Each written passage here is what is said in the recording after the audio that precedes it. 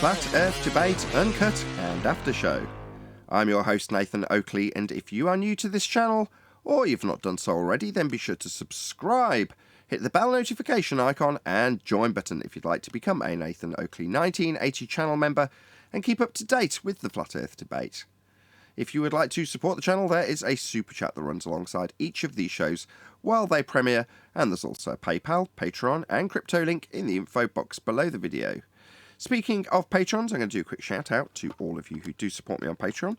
So a massive shout out of thanks and appreciation to Phoenix Rising 86, Retro Bill, More Books, Cannabear, Fiber Oats, Bogey, Michael Kahn, Rob H, Ben White, John Kays, Patrick Gunnels, Banter, Will Brax, Mel B Styles, Troy Shuker, Hairy Blade, Mobile Max 777, Near the One, Rob W, Open Minded, Reese Pound, Del West Watson, Maria Neelands, Unbelievable Productions, Blue Ridge Ranger, The Real Gabster, Liam Nedrick Jr., Abraham Mohammed, Adrian Quintana, Skeptic 936, Life is Short, Texas Mike, and David Wayne Foster. So another massive thank you to all of you for supporting me on Patreon. Now I will hand over to whoever is in Discord and Google so you can enjoy their dulcet tones while I set up for today's live show. What's up, John?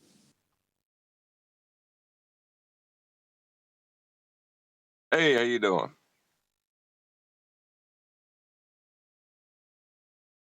Get a hello from Discord, please.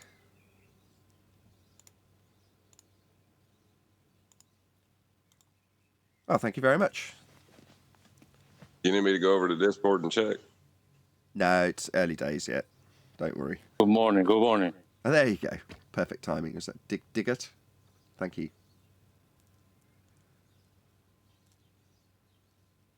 I can't read any of these names. I might consider putting Discord on my my new monitor when it comes tomorrow. I say new. It's not new at all. It's old and slightly broken, but cheap and big. Well, are you going to be able to increase the number of people in the Discord because of the putting it on the monitor? No, I mean, I always limit the live show anyway. So I think I originally said 10 people maximum. That's crept up over the years, so it's now at 13. And typically, if you've got some, I don't know what status in Discord, you can just join even if it's full, which is fine, I guess. But it ends up being the case that there might be half a dozen or more people actually in the live stream, which means I can't keep track of that. I don't want to lose track of them or have to scroll up and down. But yes, it may be the case that if I can stretch that right out, I can see more of them at once. I probably wouldn't want to change the number of people that were allowed into the live stream, though. I like to be able to keep it very much under control in the live stream. Hey, when you got a chance, can I read something to you? Go ahead. Hey, 10th. Good morning, all.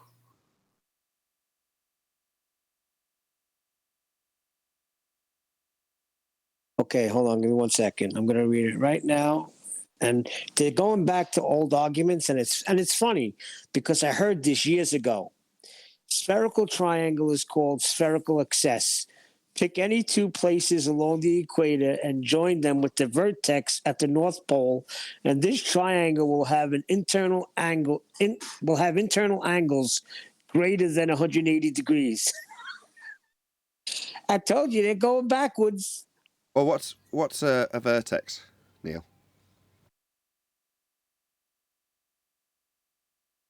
What's that? A vertex? Yeah, That's what's why that? we have those two angles. Two lines meeting at a point. The point. Right, and then you have that. That's where we get that 90. Hold on, Neil. They've said that if you measure the angle from the equator to the North Pole on a presupposed sphere, that's not an angle. Yeah, he's talking about you don't need the ground when you're on a mountain. Oh, it was funny. This morning you had a show on. I woke up 4:30, and I was laughing at all the stuff that was in chat. You don't need the ground. No. You're missing my point, Neil. What's an angle? Two lines and the vertex where they meet, like you said. All right. So two lines that meet at a vertex. And those lines, to have a vertex measurable as an angle, would have to be what? They have to be straight.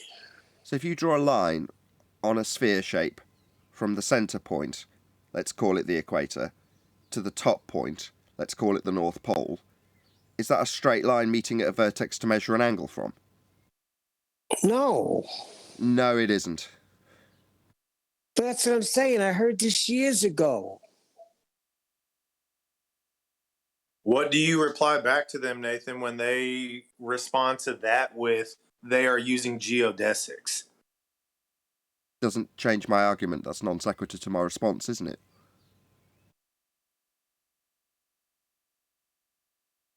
We have already demonstrated that the sextant is an angle measuring device, and it can never work from a curved surface. So where are they using the sextant? Up on a mountain, they're saying you don't need the surface at all. It's a joke. Are you measuring No. a baseline, Neil? That's what I said. You're establishing horizontal, which is straight line. They're not getting it. Yeah, because that's where their argument ends. Yeah, I kind of figured that. That's why I just let them keep going and going and going. I wasn't going to keep going around and around and around with them. It's some circle jerk that they're in. Now let's go back to the guy who just spoke. Who was that just spoke? That was me. Is that what's your channel name? Fresh Grown Flowers. Hey, how you doing? Pretty good, man. Yeah, I've just heard a few times on the after show, and myself personally didn't really know how to respond.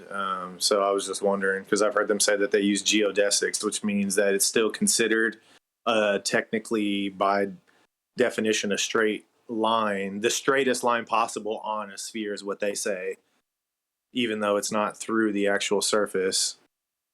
It's following the curvature. The problem with that is they're probably conflating what they would call, correct me if I'm wrong, Nathan, a local horizon that seems flat with the GP of the star, which might be 4,000, as far as 5,400 miles away. But all that would have to be straight for the sextant to be working. The curve of the Earth negates the sextant. The sextant can't work on the curved baseline. So they're just playing distraction game, and when I try to pin them down on the sextant, they divert and start talking geodesics and focus on curved and straight lines argument versus having to choose whether they're doing sextant or geodesics, basically. Do you know what geodesics is? I personally don't understand their definition of it. No, don't worry about what they're going to define it as. Do you know what it is? No, I don't. Okay, do a quick search for figure of the Earth on Google.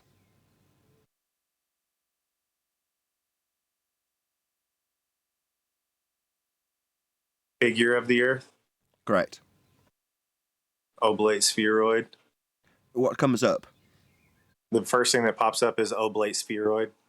Is there no diagram of the figure of the Earth? Oh, sorry.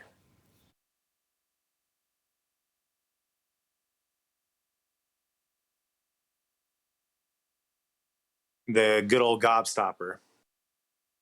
Right, the weird shaped Sorry. figure of the Earth. Correct. Right. That's what they're claiming to be measuring as a presupposition. The geometric shape that we've already debunked. Yeah, it's a begging the question principle. Seems like that's what they like to do a lot, is play tricks with people's vernacular. I've just looked it up just to see what it says. Geodesy is the science, no it isn't, of accurately measuring and understanding three fundamental properties of Earth. Its geometric shape, its orientation in space, and its gravity field. Let me get it straight. Number one, shape is their presupposition when we're dealing with an aspect. So their shape is their presuppositional sphere-shaped. Orientation in space could only occur if it's a ball in space. And gravity field, something that doesn't exist. So this study is a study of three things that aren't real.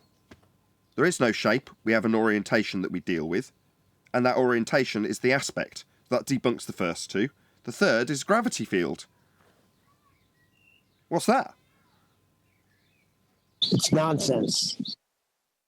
You just got to look up these words. Words have meanings. Look up what they say. If you don't know a word, or you think you might know what it is, just check what it is. I just looked up geodesic. Thank you. Says relating to or denoting the shortest possible line between 2 points on a sphere or other curved surface. Right, it's a measure in fourth-dimensional space-time, correct. A geodesic in space-time. But we're talking about the same principles within gravity and Earth's orientation in space. Space being fourth-dimensional, length, breadth, depth and space.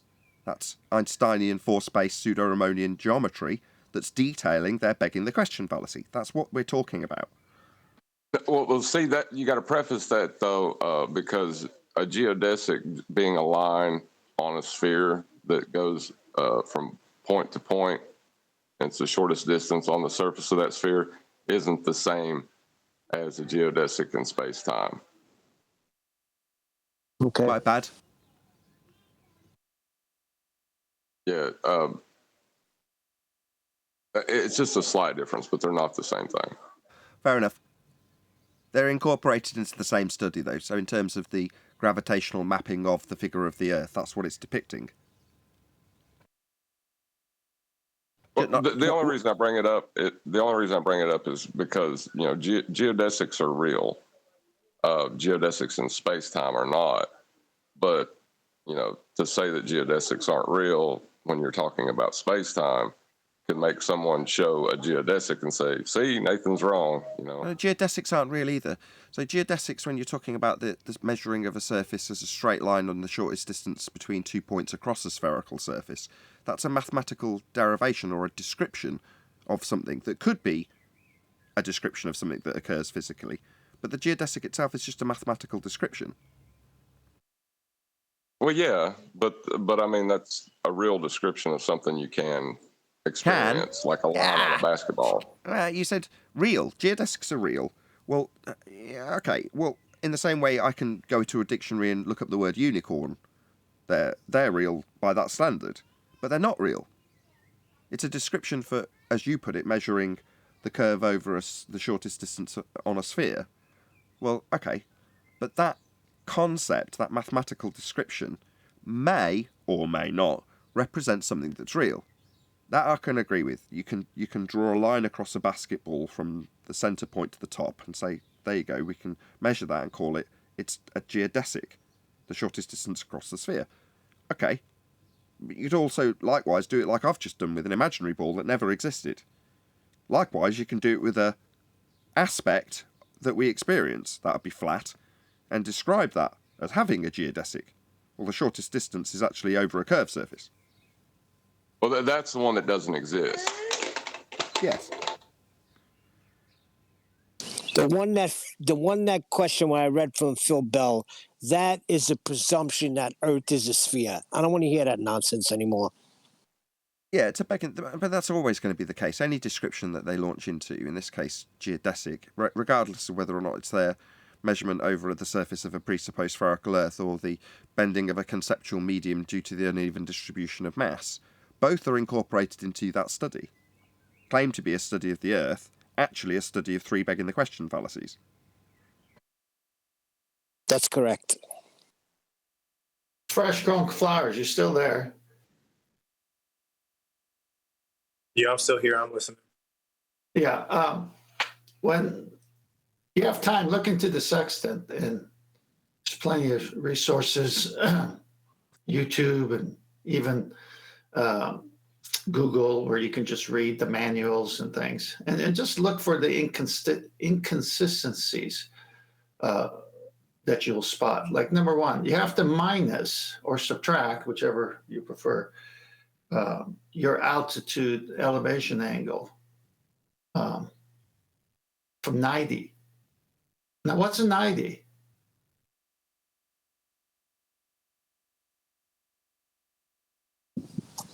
That's the angle you need, right? Well, you might have an elevation angle of, say, 50 degrees to a star from your sextant reading off of a boat, the deck of a boat. And the dip correction when using the natural horizon is height of eye above sea level. Now, once you do that height of eye above sea level and all the other corrections, all the corrections are there for true altitude. And there's nothing wrong with that word because you want to make sure you got the exact angles so that you can be more precise in your location of, what you're trying to do there. When you shoot another star and get two crossings of circle of equal altitudes, you're at one of those two crossings. So there's nothing wrong with doing all of the corrections to get a true altitude, but you have to minus it from 90, and the co-altitude, the remaining, is what you times 60 nautical miles by, and that gives you your distance from the GP of the star, where it's directly over the Earth at that point, to where you are. That matches your baseline. When they shoot an altitude or elevation angle to the star, it's not for distance, it's to get a number that you minus from 90, and that number, the co-altitude, so 50 minus 90 is 40, 40 times 60 is your distance. You follow? Hey, Tenth, I was going to ask you a question about celestial refraction. Well, hang on. Let me finish with him, though. So the minute they say sextant works, they're proving a flat plane. Because a 90 is perpendicular. You need the baseline all the way to the GP of the star. And when you use a bubble sextant, that's your eye line baseline. So at your eye line, you have this baseline because that's where the bubble is. And do you see how devastating the argument is? They love to go to the bubble sextant because they don't have to use the Earth's natural horizon.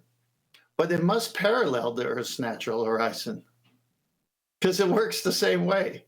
That's why when you use the Earth's natural horizon, you have to do dip correction, whereas with the bubble, you don't, which means you got to get it to that baseline sea level, which means all the way from you to the star's GP, sea level, is flat. Do you understand that? Yeah, and then what that also means is anybody else that's a surveyor that's also creating that straight baseline is making an extension of the first surveyor's baseline. So therefore, it's one constant extended horizon, and there is no curvature at all whatsoever. Right. Now, I think what you're alluding to there is doing it in segments, whereas with the sextant, if the star's GP is 3,500 miles away, that's one whole segment that has to be flat, and that destroys the ball. Correct. Right. And then anybody that would be within that 3,500 mile range, taking another measurement would just be extending that plane even further, correct? Yes. Well, but the whole point is it can't work without a baseline that's straight or flat, horizontal, all interchangeable words, because the tool can't work any other way. It negates the tool. The ball Earth would negate the tool, but sextants work, which means sextant negates the ball Earth. Just 1 sec, Tenth. Just because it's on the screen right now. So just to answer his question, because I know you're talking at cross purposes, he's trying to discuss surveying, and you're talking about celestial navigation. And he's saying, well, if you were Al-Biruni measuring the height of this mountain and you establish a flat baseline, if somebody stood back to back with him and there happened to be another mountain, well, then you do the exact same thing but along the same baseline. And you're saying, well, yes, that is true, because it is. But you don't need to worry about your tangent plane, because they beg the question of it being off a sphere and teeter-tottering like this would be if you extended it further on this diagram. But you're saying, well, forget about extended tangent planes from horizon to horizon. You've got potentially several thousand miles square, or a circle of equal altitude, with massive amounts of flat area in between you, the horizon, and then the GP at 90 degrees beyond it. So you don't need to keep extending out these tangent planes, because all that happens when you do that from that argument to you fresh grown flowers is they just suggest that between each of those tangent points there's a bend, like a disco ball, right? You end up with lots of little flat planes all stuck onto a disco ball. Locally flat, they would say. But 10th is saying, well, yeah, but better to respond with the actual use of 90 degrees to the GP, because then you're just establishing a flat baseline, or levelling the tool, as it were, with the horizon. But what you're actually trying to measure, the point that you're shooting at, is an extension of that line to wherever the star is above. And that could be thousands of miles. You follow? 100%. So there's no point in even bringing in any other buddy in the equation. That one person's observation alone just crushes the globe in itself. I appreciate that, guys. Right. And then if you took your principle one step further, but using 10th man's explanation, if you've got a guy that happens to be, just by coincidence, on a boat at the GP of the star we've just discussed measuring. So a guy's measuring or levelling his tool with the horizon, establishing a flat baseline, then shooting the star to get the angle, so he can minus it from 90 to get the distance to the GP. Now, let's say that distance works out to 1,000 miles away, just for the sake of easy numbers. And just by pure chance, there happens to be another boat, because that star is over water and there's another boat there. Well, when that guy does the exact same thing, right, i.e. he's not going to use the star directly at his position, it's too perfect an example. He's still going to, for the sake of my example, shoot a star that's at 45 degrees. You with me so far? Well, when you extend that plane along a baseline that the guy who's shot the star and the guy who's under the star that's just been shot, when you add those two together, if his star's, I don't know, 1,500 miles away, you've then got 2,500 mile distance that's all flat. Well,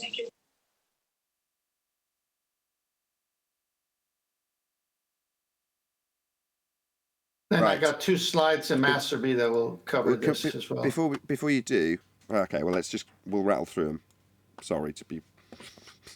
Oh, no, it's just for you to use. Let's not rattle through. We'll focus on them with great attention. I'm really sorry. No, I don't mean it that way at all. When I put up slides, it's not necessarily I'm doing a presentation. It's just there for you to use a visual image to get your point across sometimes. Sure. So, perfect. Thank you. I shouldn't really be so quick to dismiss it when it's my point that you're putting up in diagram form. Thank you so much. Okay, so this is the guy we're talking about. First guy. He measures GP of star, and below this, it's the sun, but we're going to say it's a star in this example. There's another boat. Yeah? And this guy happens to measure a star that's over here. Yeah? And he's got 90 degrees to that star also.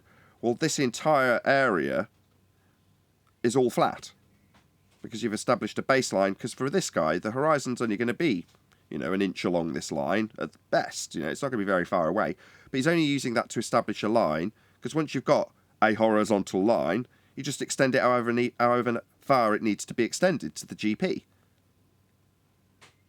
Second picture is planes. Right, aspects. Go ahead, 10th. Did you want to take it away?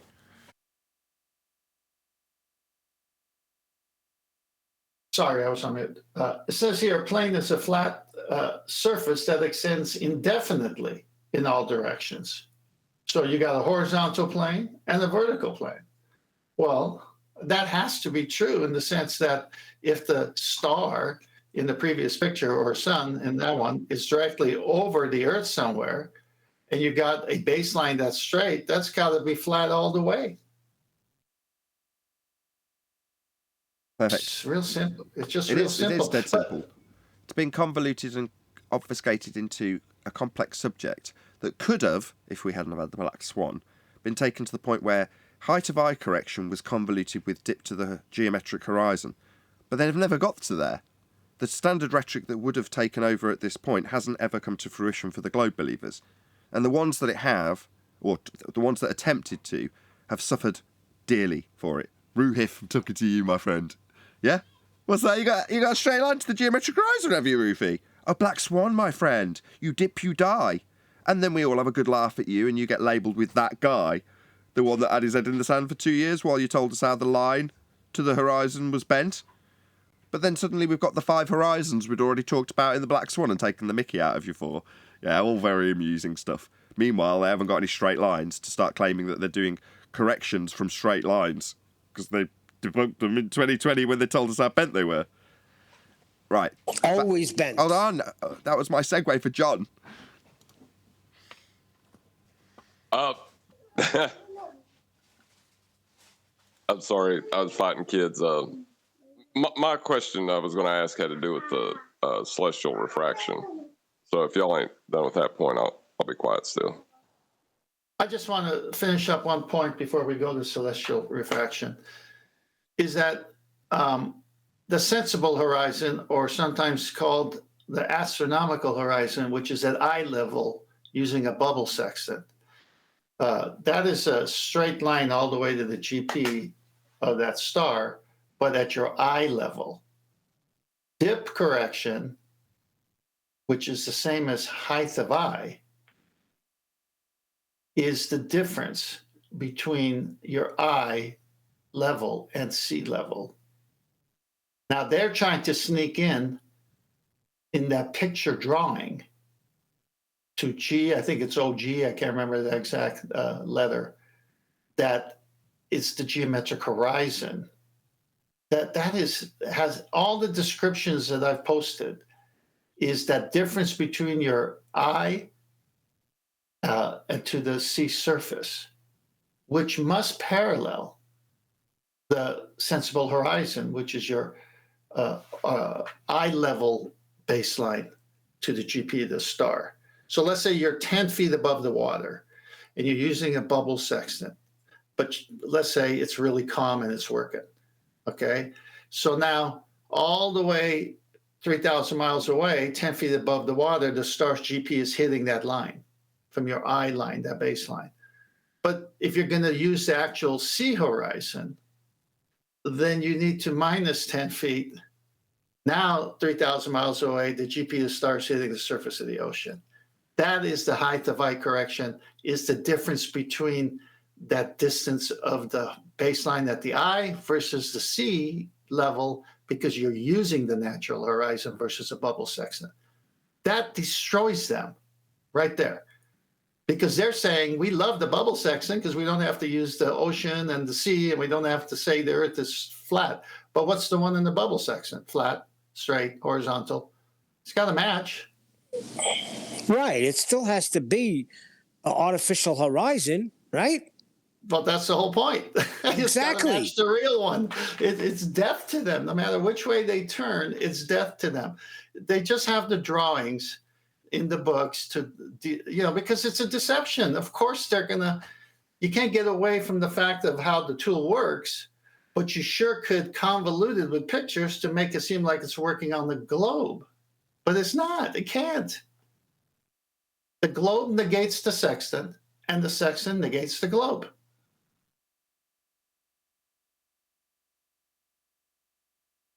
It is devastating. That's why they're fighting against it so hard. And if you keep right on it, the true colors will come out. They'll start calling you an idiot. You don't know what you're doing. Why don't you get a sextant and go out to sea? Have you ever done that? Well, why pay attention to them when we have fully documented by professionals and the actual manuals how sextant works? Who cares what these people say? They have never put up a citation. I have yet to see one. Yeah, They were saying what you were before, going to say. they were saying before that the surface of the Earth is irrelevant. Oh my God! Well, everything we show says right angle triangle, 90, baseline, angle, the tool, angle measuring device. Just the description without even flipping open the page destroys them. So just let's have that. I agree. Sorry, one sec. Let's have that response again, one deck. I was saying this. I heard him in chat before saying the surface of the Earth is actually irrelevant. We don't use it. That's what they're actually saying now. Okay. So the response to that is, what do the initials GP stand for? Yeah, ground position. or geographical position. So what you're looking for is the geographical position. That's the position on the ground. So when they say, oh, we'll do it in the air and establish a horizontal baseline in the air. Yeah, but you're going to run that parallel 90 degrees to that line where the star is, so you can get the geographical position on the ground, because that's what you're navigating. The fact that you might be flying above the ground doesn't mean that the principle isn't identical. It is. You're still trying to find 90 degrees to the end of the line, and the end of the line in your measurement, regardless, because it's extended indefinitely as far as you like. But at the end of it, you've got a 90 degree to the star. Now, if you happen to be hovering above the ground, you've got a 90 degree line that goes through your line to the ground and runs parallel with the ground. And that's what you're only ever trying to find. So when they say it's got nothing to do with the ground, I'll preface it for my actual response, nothing to do with your curving away from you at 8 inches per mile globe ground, because it doesn't work with that. But it is absolutely to do with the actual ground we navigate. You're looking for the position below the star on the ground. That's what you're doing. So it's their concession. What they're basically saying is, when we navigate the ground, it's got nothing to do with the curved Earth surface I believe we're standing on, because how it is depicted on screen is how it's done, with the GP meeting at 90 degrees on the ground. Well, if you happen to do this exact same measurement from in the air, you draw a parallel line, it still meets at 90 degrees, and because it meets at 90 degrees, the line runs to the ground, to its GP, even if you've measured that 90 degree midpoint in the line that runs vertical down from the star or sun, whatever you're measuring, to the ground. So it's all about the ground. You're navigating the ground.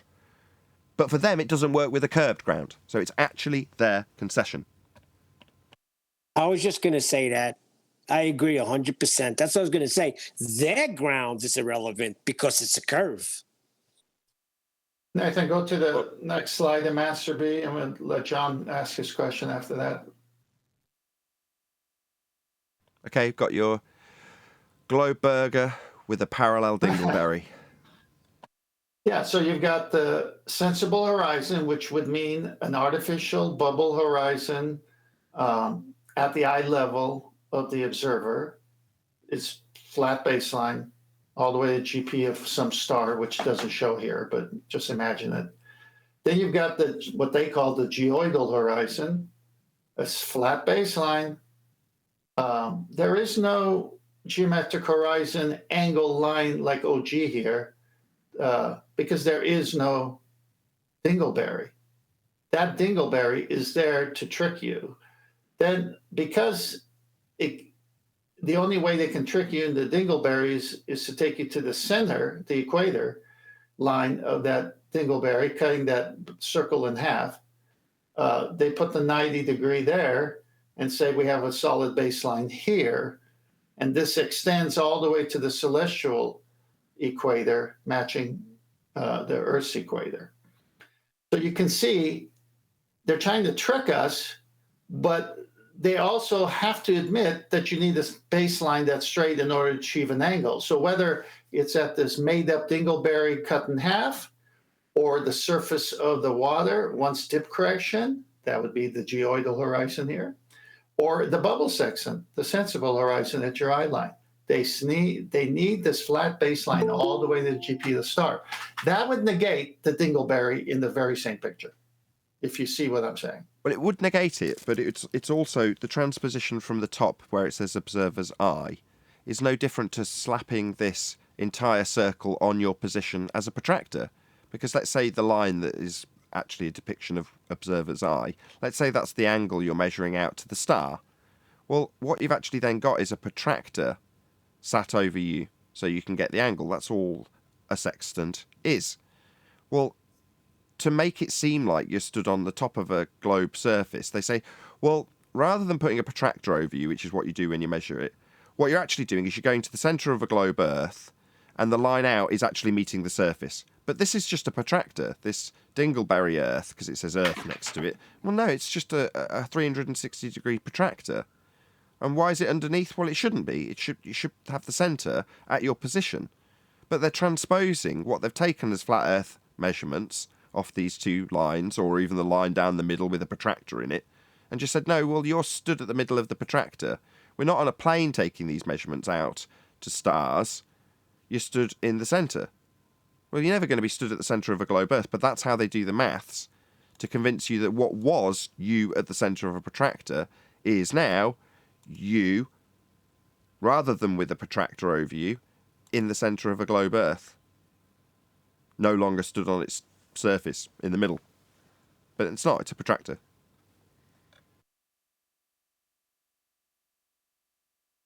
John? Yeah, I was going to say on that protractor, since it's up, is it 20 degrees above the horizon all around you that they apply refraction to celestial objects? No, let me see.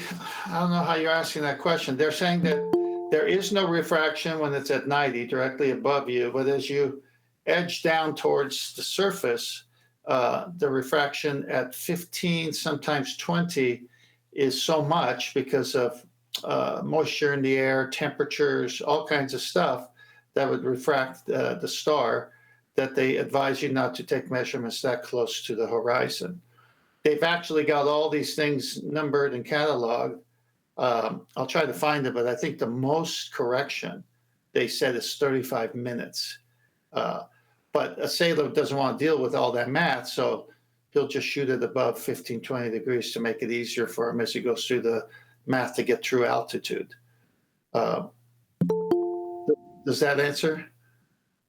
Well, I was just wondering if, because we don't know the actual position of the stars, and they're just applying that to make it conform to an idea that they're using to navigate with. I just... Well, I think a key word is angular. Well, they're not trying to get the height of the star, the actual distance. It's the angle that they've figured out that gives you all of the numbers you need. So once you shoot that angle and go through the tables, it's pretty precise from an angular point. Right, but they're changing that angle to make it match a model because they don't know where that star is, right? Say that again? They're changing that angle to make it match a model because they don't know what angle that star is from their position. They know the angle, but it's not conforming to the model that they have, so they're slightly altering it. Is that what they're doing?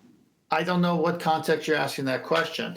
If I see the sun at 12 noon, which is basically above you, somewhere between 12 noon, a little bit before, a little bit after,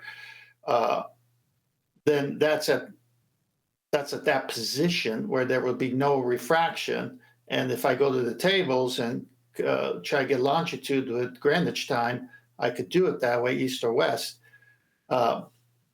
So they know the angle, they know where the stars are, we know how much above the horizon they are.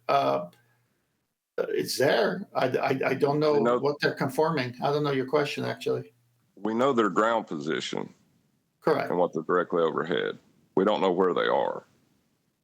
We know their angle as it relates to the... But when you say where they are, do you mean actual distance? What do you mean by where they are? Their height, their distance. Yeah, no. Distance, yeah. No one knows that. They don't even use it for that. Well, that's what I'm saying is they're applying the arc minutes up to, 140 degrees overhead.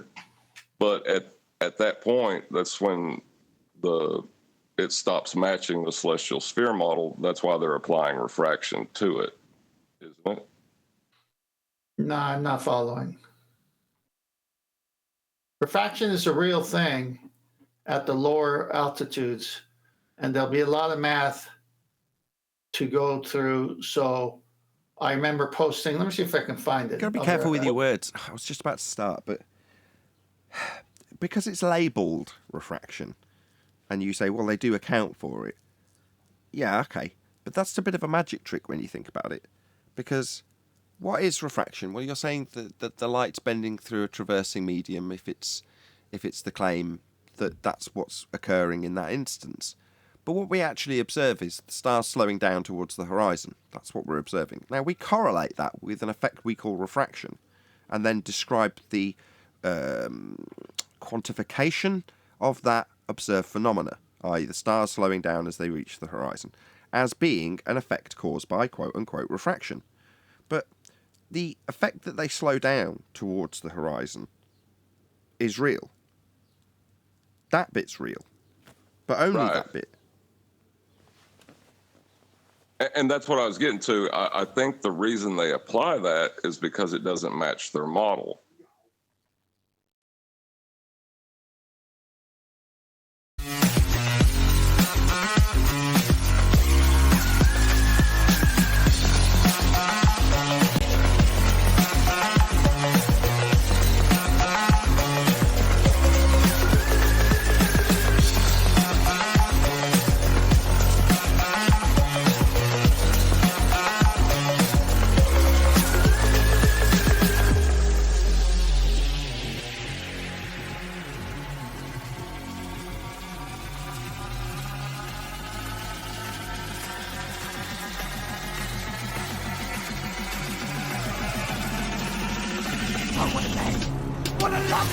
Welcome to Flat Earth Debate Live.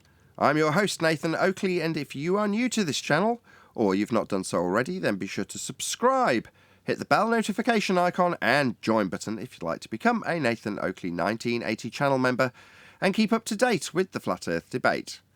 If you would like to support the channel, there is a super chat that runs alongside each of these shows while they are live, and there's also a PayPal, Patreon and crypto link in the info box below the video. Most importantly, if you'd like to join the discussion, simply mute the page you are currently watching, then click the link in the info box below this video to join the panel and express your views on the nature of Earth. If you do join, please don't swear. If you do, you'll be ejected, and if you are, please don't try to rejoin the stream using sock accounts. You'll be warmly welcome back on the next stream. Please also share the show on social media. Sharing the show obviously increases the live audience, but this in turn increases the chances of a more diverse panel, so please share the show on Facebook and Twitter. One last time, if you're new to the channel or you've not done so already, how dare you, then be sure to subscribe, hit the bell notification icon and join button to keep up to date with the Flat Earth Debate. Now we are joined by Neil, Refracted Curvature, 10th Man, Eli, Chocolate Saiyan, Brian's Logic, and a whole bunch of people in Discord, so welcome one and all. Hey, hey, hey, hey, hey. Greetings. Hey, good afternoon. Good morning. Good morning, good afternoon, good evening, wherever you may be. Any evidence of a physical geometric sphere-edge horizon, formerly known, prior to 2020, as the curve of the Earth? You're not expected to see. I've never seen it. It's claimed to be the horizon in the begging the question proof of nothing perspective hijacking Earth curve maths. It's claimed to be an obstruction to boats and buildings. In a sphere Earth belief, they literally have boats falling over it and then being obscured by a feet and inches value that excludes perspective. So while you say you've never seen it, you've never seen the horizon that they claimed was Earth curve. It just isn't. We've debunked it. But they used to say the horizon was the edge of the Earth for boats to fall over, and you could quantify it in their maths with how much it was physically being blocked by their physical horizon they used to call Earth curve, until we debunked it. Let me rephrase that. It only exists in the maths. It's not visible. Yes, that's correct. Horizons labelled as Earth curve only exist in the maths in Muppet Vision when you look at the side of your own head and remove all aspects of perspective, and then claim that a feet and inches value that will not change with distance is actually an obstruction caused by Earth curve edge physicality. Not so. Any more on Earth curve edge horizons? Any more for any more? See, we will always keep Rumpus alive with that beautiful quote of the geometric horizon only exists in the math. Yeah, Rumpus, thanks. And yet, in Andrew Thomas Young's description, when he's blagging us with how you've got a bent line of sight to a non-physical, non-geometric horizon, refracted, if you will, he describes drawing a line of sight to the geometric horizon labelled OG in his diagram. And that line of sight is required to establish the geometry in the first instance. It's a tangent point with a straight line that can no longer be measured because the measurement to the horizon involves a bent line, according to their own claim now. It's an oxymoron, or paradox. Right on time for the Arwinian paradox. I would say, I would say thought experiment. Keep that in mind. Yeah, the idea and a bit of the horizon being Earth curve, you can have that as your reification fallacy when you see things in the distance getting too small to see, and then an angular limitation causing the bottom to disappear first. You can say that that's Earth curve getting in the way and the horizon is it. Yeah, but first you have to assume in your mind you're on the dingleberry to even do that. That violates the celestial sphere model. Any evidence that you can acquire an elevation angle measurement to, or from, my bad, almost, I almost said to John, from a curved baseline? Impossible. Both Brian, say what mathematically you and wanted to physically, say, yes. Sorry, say again, Chocolate. It's based on the last question, Chocolate. Don't worry about it. I didn't hear what Chocolate said. No, Brian wanted to jump in with something and he got cut off, so I wanted to say it. Don't worry about it, Nathan. It was based on the last question, so just move on. Okay. Thanks, Chocolate. But now I'm intrigued. You built it up too much, Chocolate. Okay. Okay. I'll bring us back in the time machine to 2015, when people first got the likes of the P900 camera. And they stood on the beach. They let the boat go out of vision, where a boat sailed away to the point where they couldn't see it with their eyes anymore. Then they zoomed with their camera, and they saw the boat again. Now, what our opposition did is they then took these types of observations, and they went out and they showed how it doesn't happen sometimes, right?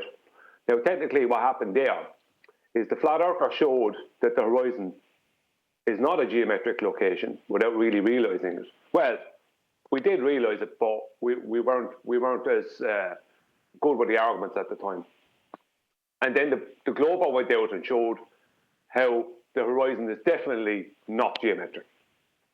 But we didn't spot that in 2015.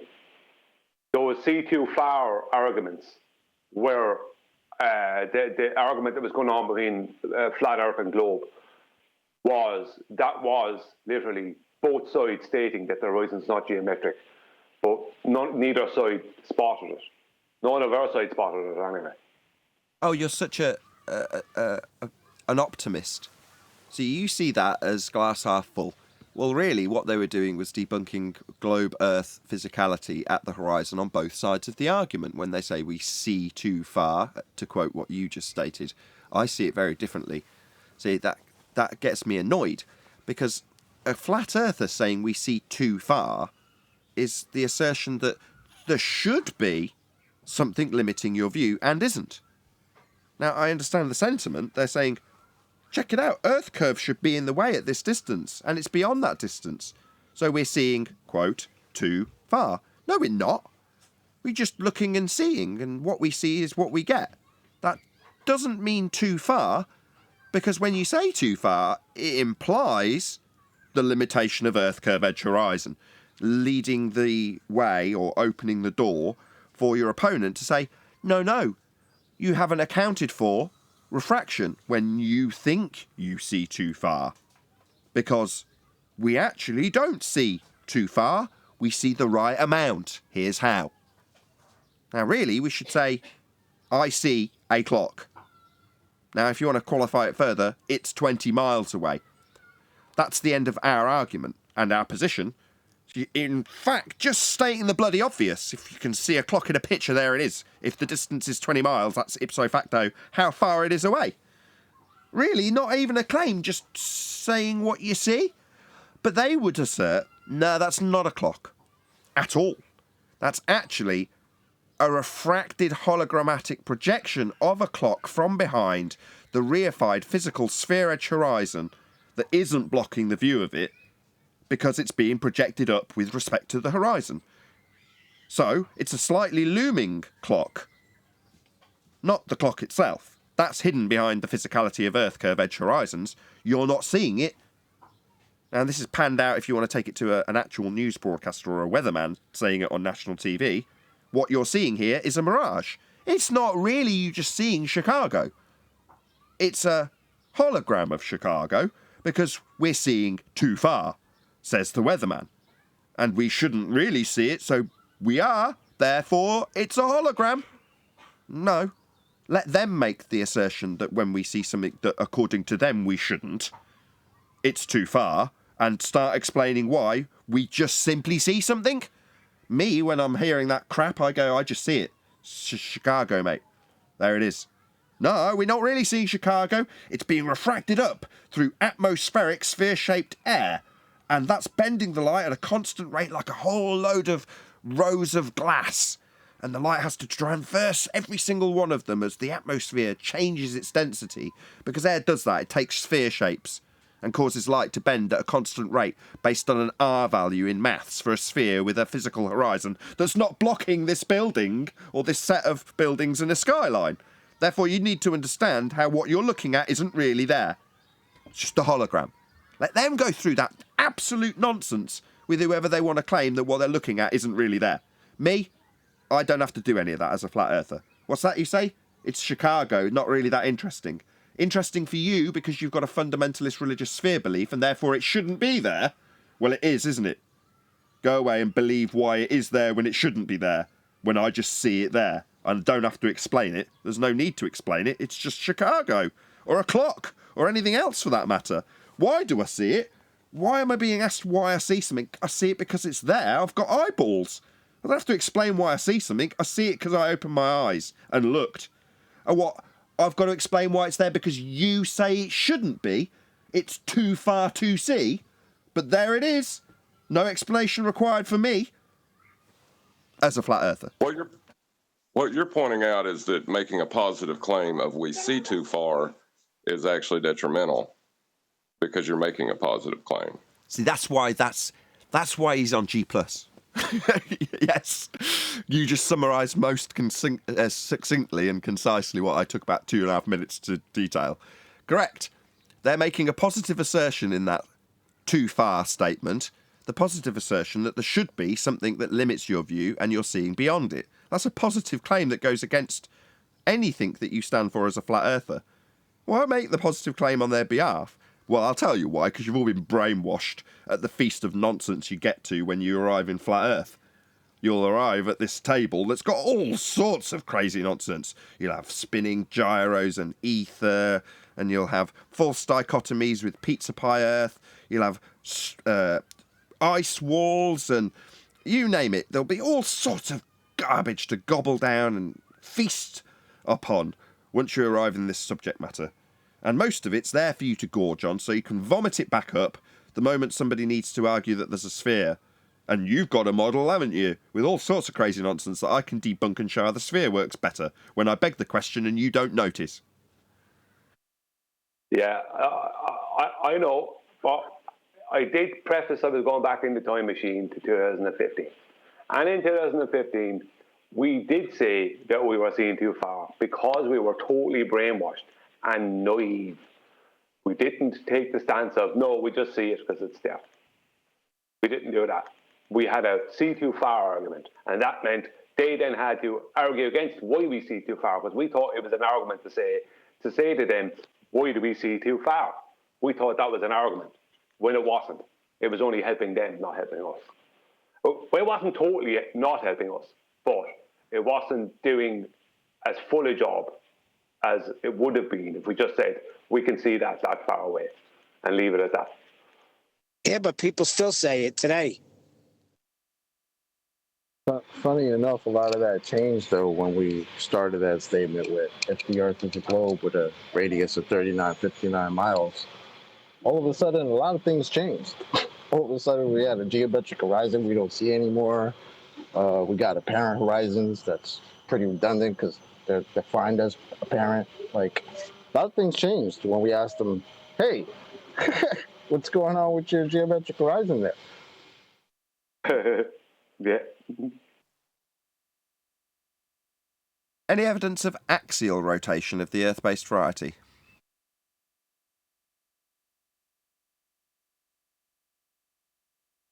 Nope. See question number 1. We don't have any reference frames. They're all ruined. Yeah, Earth Damn. doesn't. I don't need that for that.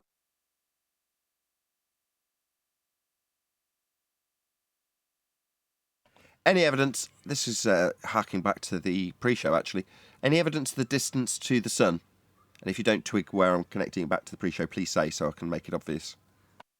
It's over there, right now. Says Arwin, who wasn't in the pre-show. I wasn't in the pre-show either, so I don't know. Cliff. What? Yeah, what? I'm sorry, yeah, I had my own show. So we were talking about stellar refraction and the calculations therein. And John was essentially making the point that there is no height correction or physicality correction in refraction. In fact, it's just an account for where a model fails. And describing what actually occurs wouldn't necessarily invoke the description of refraction when you can describe it as follows. The lights we call stars slow down as they reach the horizon. That's the description of what actually occurs. Hey, Adam. Right, Yeah, but does the sun do the same, though? Yeah, it does. Even more so, I think. Because there's a thing called the sun mirage, which ends up being on the horizon. And people think it's the sun. That's why the sun appears just as big often, depending on the location, just as big and sometimes bigger when it's at the horizon in the evening time than it was when it was overhead or at solar noon. Okay. It's a mirage. It's not the sun we're seeing. We're seeing a mirage. But that addresses an appearance and a size potentially, but not a slowdown. Well, we still think we're seeing the sun, so the slowdown is apparent because we think we're still seeing something in a position where it's not in that position anymore. Wait, so that thing that you don't actually have a proof that it is a thing is assumed to not be there all of a sudden, so now you can't be sure of the angular speed.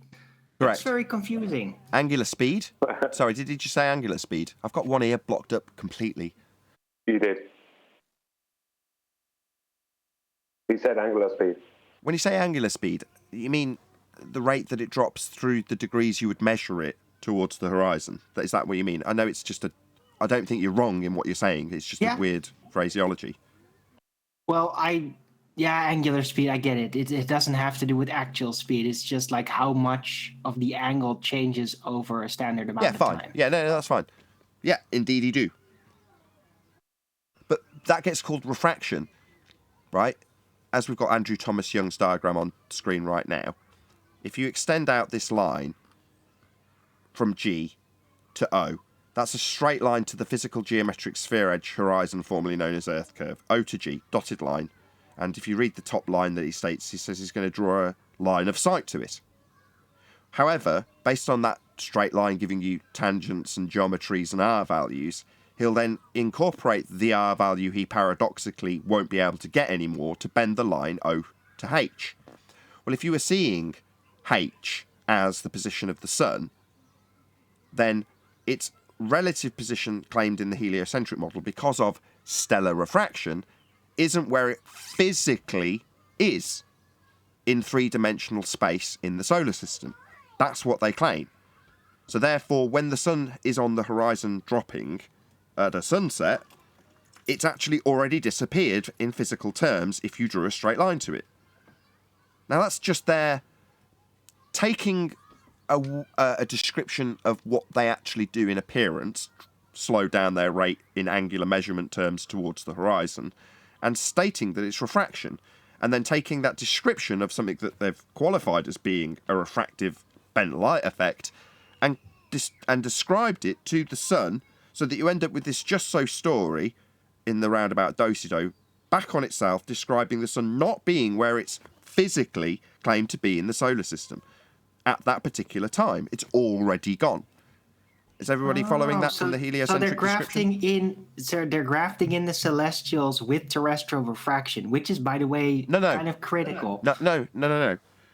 I'm using something that happens to be a diagram of terrestrial refraction to describe stellar refraction in terms of the position of the sun. So yes and no. It's a coincidentally useful diagram. But what's being described in this diagram is very much terrestrial refraction. I just used it because it's got a bent line and a straight line next to it. I'm talking about... Of course, but what I mean is that if you're going to assume terrestrial refraction to be really there, then yeah, what about the celestials? Aren't they going to be influenced? No, of course they would be. No, because they're sitting... This is the thing, isn't it? It's a consequence of their previous claims to hold the model together. There becomes an apparent mismatch with the behaviour of the sun. So they have to put that in so that it fits with everything else with 7/6. The consequence being that you have to make the statement that Nathan's made, that at sunrise and sunset, the sun isn't actually where you see it as a consequence of these things which hold the model together. Well, isn't that exactly what I was saying? No, but it doesn't apply to the stars as much.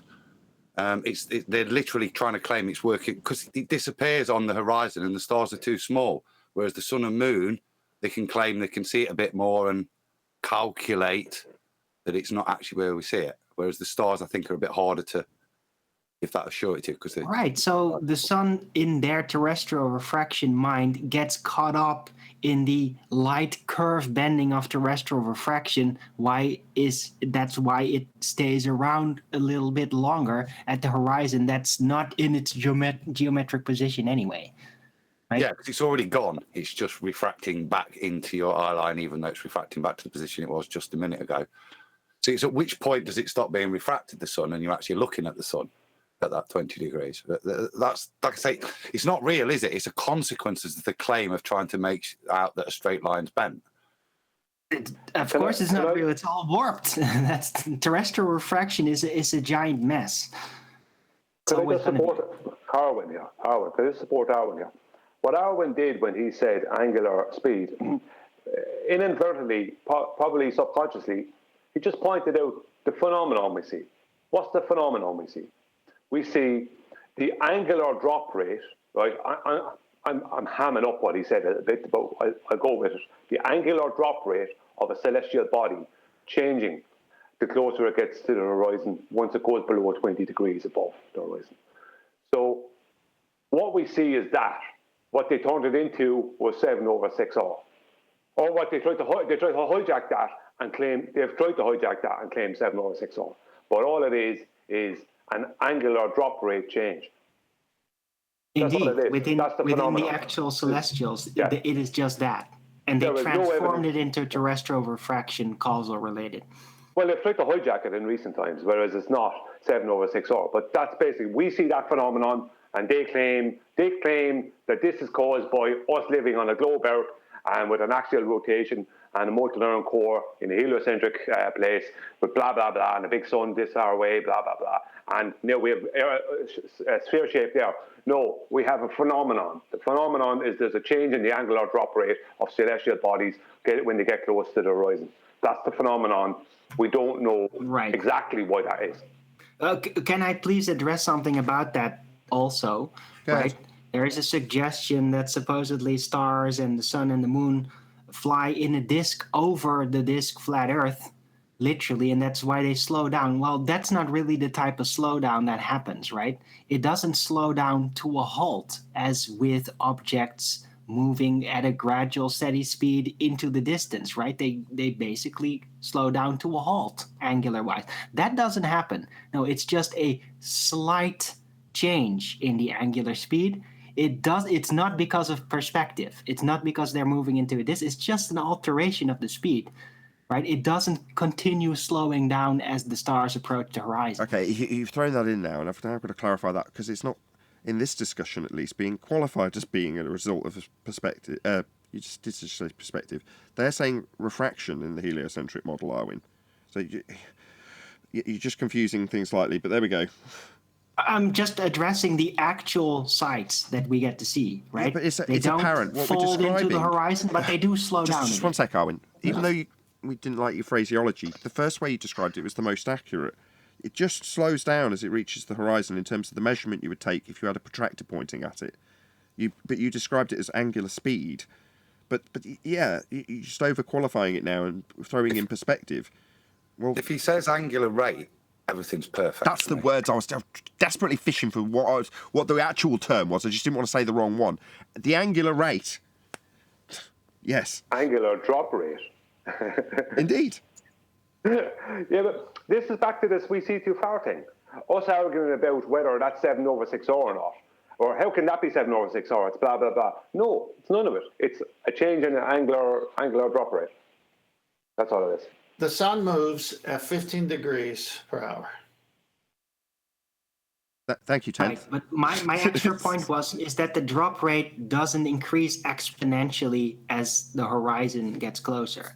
That doesn't happen. It's a steady drop rate, and then then it just disappears into the horizon or behind it or however you're seeing that.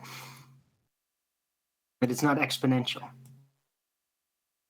The limitation of our eyes, the deck and the compression and all the things with the Rayleigh criteria, that doesn't change the sun's speed. The sun's moving 15 degrees an hour.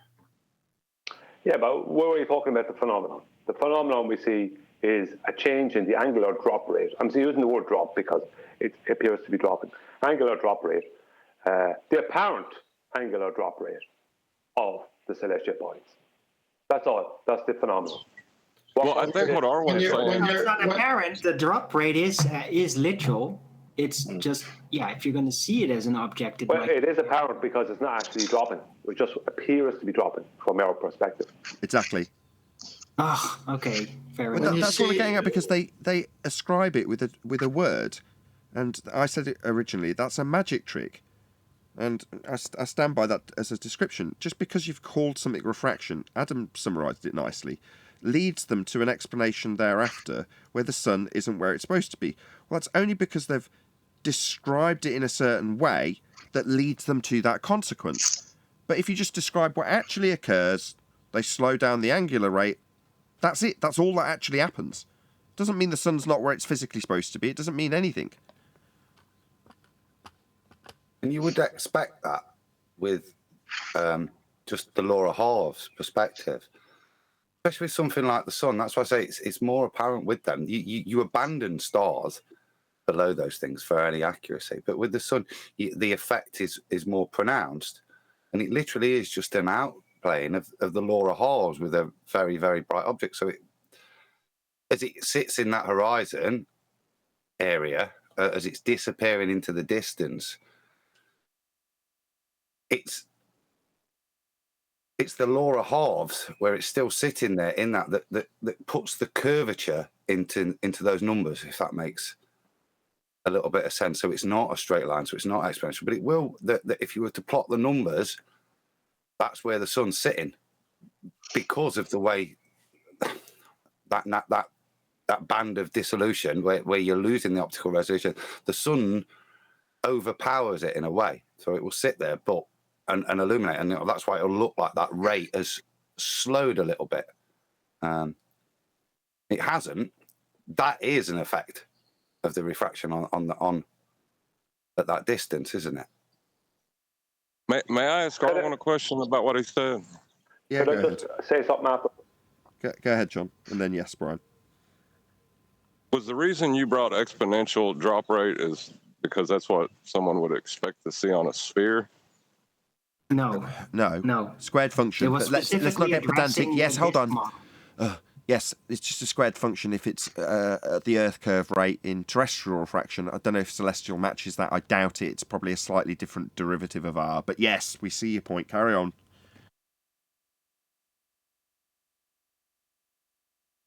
Is that John? for Arwen or me? No, John. While the confusion's going on, I'm going to clarify what he meant by that. Right, the Where you're exponential destroying it. I can explain it, right? You can right after this super chat.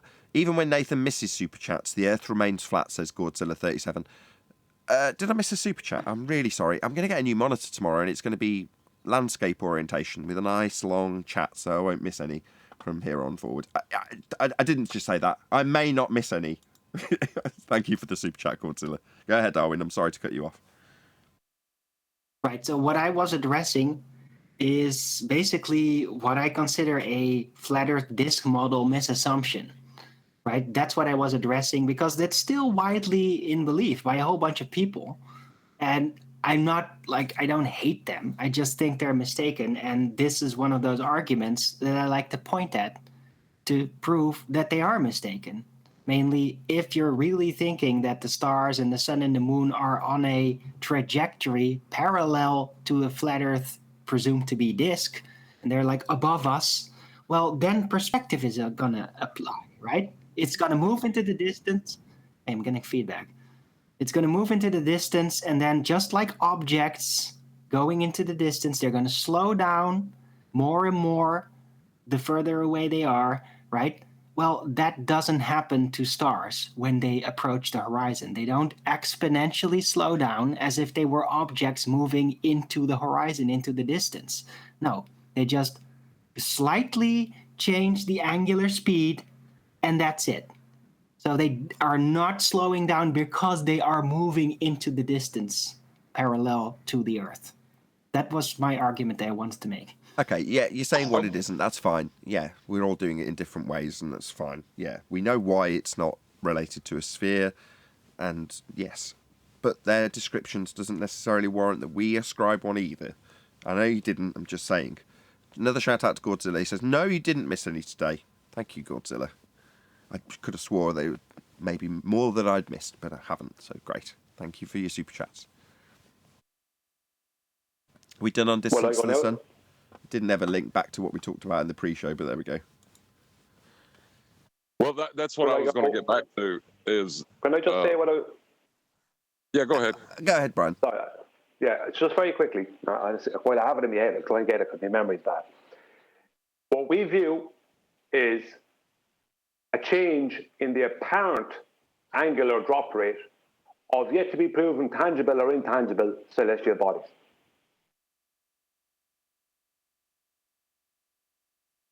Right. Okay, Brian, do you remember when you brought up that below 1 foot, the distance you can see seems to get greater as it relates to the horizon? Well, it's not just below 1 foot. It's as per your viewing height. The lower you are to sea level, the further you will be able to see if you multiply the distance you can see by your viewing height. Okay, yeah, that kind of relates back to what I was getting ready to address about the stars, because below 20 degrees, it doesn't conform with the celestial sphere model, and that's why they're applying refraction and calling it celestial refraction. I just wonder if that has anything to do with what you found. Well, what I found was that different observations proved that as per the height someone could see, like if you're in an airplane, you might see 120 miles out the window, but if you multiply the 6 miles up you are into that 120 miles, it won't be a whole lot. But if you're standing at the shoreline and you have a 6 foot viewing height or a 5 foot viewing height, and you're seeing 4 miles, 5 miles to a boat at the horizon, depends on the day and the weather, then you're 5 or 6 foot divided into that distance, that 4 or 5, maybe 7 miles, depends on, as I said, the weather, would be much more than the 6 miles for the airplane into the 120 miles or 150 miles, whatever it is someone would see from an airplane. And like I had an observation where I think it was an inch or 2 inch off of the water, and I was able to see a ship that was, I think, 6 miles away from me. That meant I was seeing a ridiculous distance as per my viewing height. So people think they're seeing further from higher, when technically you can see further from lower. But further means, when I say further, it means it just means more division. It doesn't mean that you can see actually further in distance. You mean miles per height, if you were to plot the two as a ratio? and the ratio lower down is higher per foot than it is foot to mile than it is higher up. Yeah, inch to foot is higher again. Yeah. I mean, this isn't. I agree, it is, and the reason it's not a straight line is because it's a function of optics. This is not a geometric limitation that we're measuring here, is it? It's the limitation of the lens that we're detecting and how the limitation of that lens adjusts with different heights and different angles to the deck as you get higher, and how that plays out. That's what that limitation is. It's to the lens. It's not. There is no limit to the geometry, is there? It's a flat plane. No limit. So the limit is caused by the way in which the lens works, and the way in which the lens works has got limitations of none above and the deck below, and it's that limitation of the deck below which is a variable with the height, and that's why it plays out different. Well, that's why I was asking, could that be affecting the celestial drop rate you were all talking about? Yeah, your question is good, John. But I understand what you mean, is that when the celestial body appears to be more in your horizontal view, are you seeing the celestial body being further away than when it was maybe at 45 degrees or something? Is that what you mean? Well, I just take it as a yes. But the only thing is there, the only caveat there is that you're not changing, you're not after changing, well, sorry, 1 second. You're not after changing your viewer height. Your viewer height stayed the same. So I don't know, it might have something to do with it. The function might have something to do with it, yeah. I couldn't state for definite. Yes. Right. I'm at the limit of my understanding on this too. So I was just wondering if you know. It sounds like we're at the point where we're looking for, explanations for natural phenomena, why they occur in the way they do, and, pulling apart the just so stories of refraction just because it's been ascribed that way by a heliocentrist at some point in time doesn't mean that we know. It doesn't mean that we're going to find out. It doesn't actually mean we need it. It doesn't affect any of our arguments in any way. No, sir. No, sir. That isn't why I brought it up. It was just curiosity on my behalf. AI only listening on, and I can't read the rest of it. AI Overlord. He's flashing away. Did you want to say something? Oh, I was just going to say, where's the validation that the stars or the sun are higher or lower in respective to each other on the y-axis in your field of view? There isn't any. That's just because they've just described it with this word refraction. Yeah, fair enough. And so they have to create, quote unquote, a model of how they operate because they assume the stars are higher on the y-axis. Exactly. Physically higher than their actual physical position, or lower. Right, and Arwen's intuition, and obviously it's mathematical, is that, as perspective causes the effects that it does, an object can maintain itself in your present field of view while traversing a greater distance as it's further away from you. And so, of course, that would result in it appearing to slow down in your field of view. You don't need any refraction for that. It's a nice correlation that Arwen has made.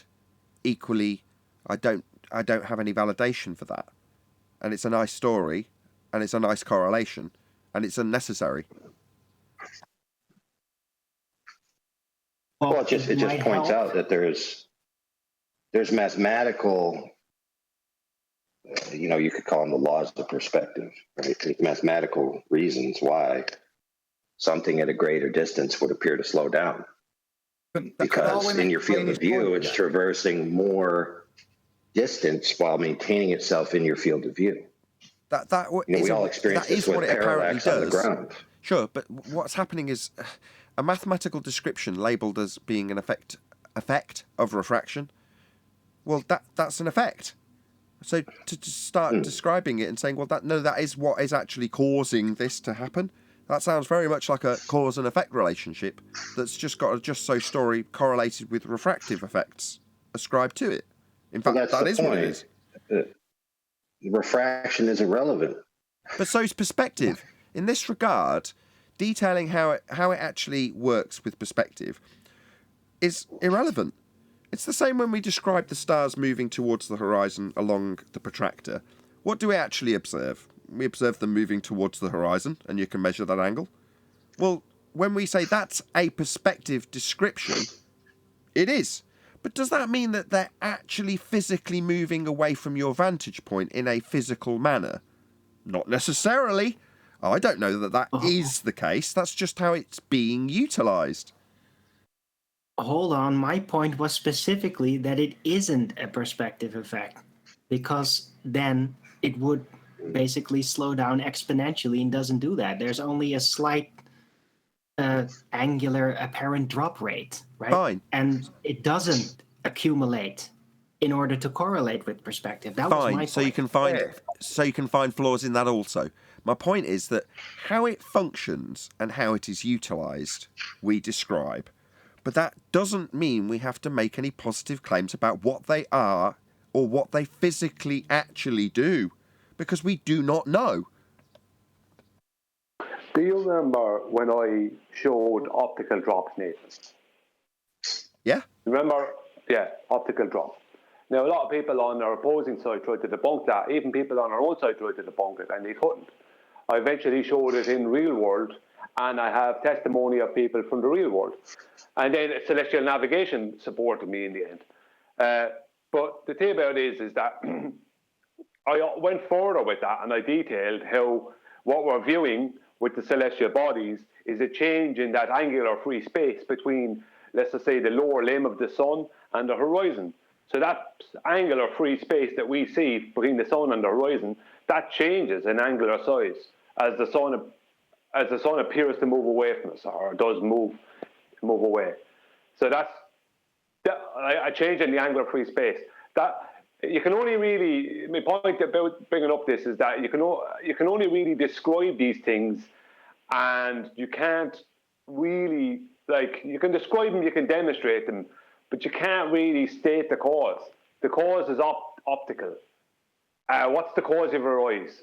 Do you know what I mean? The cause is you can see it. You know, if you know what I mean. That's the cause. You can see it.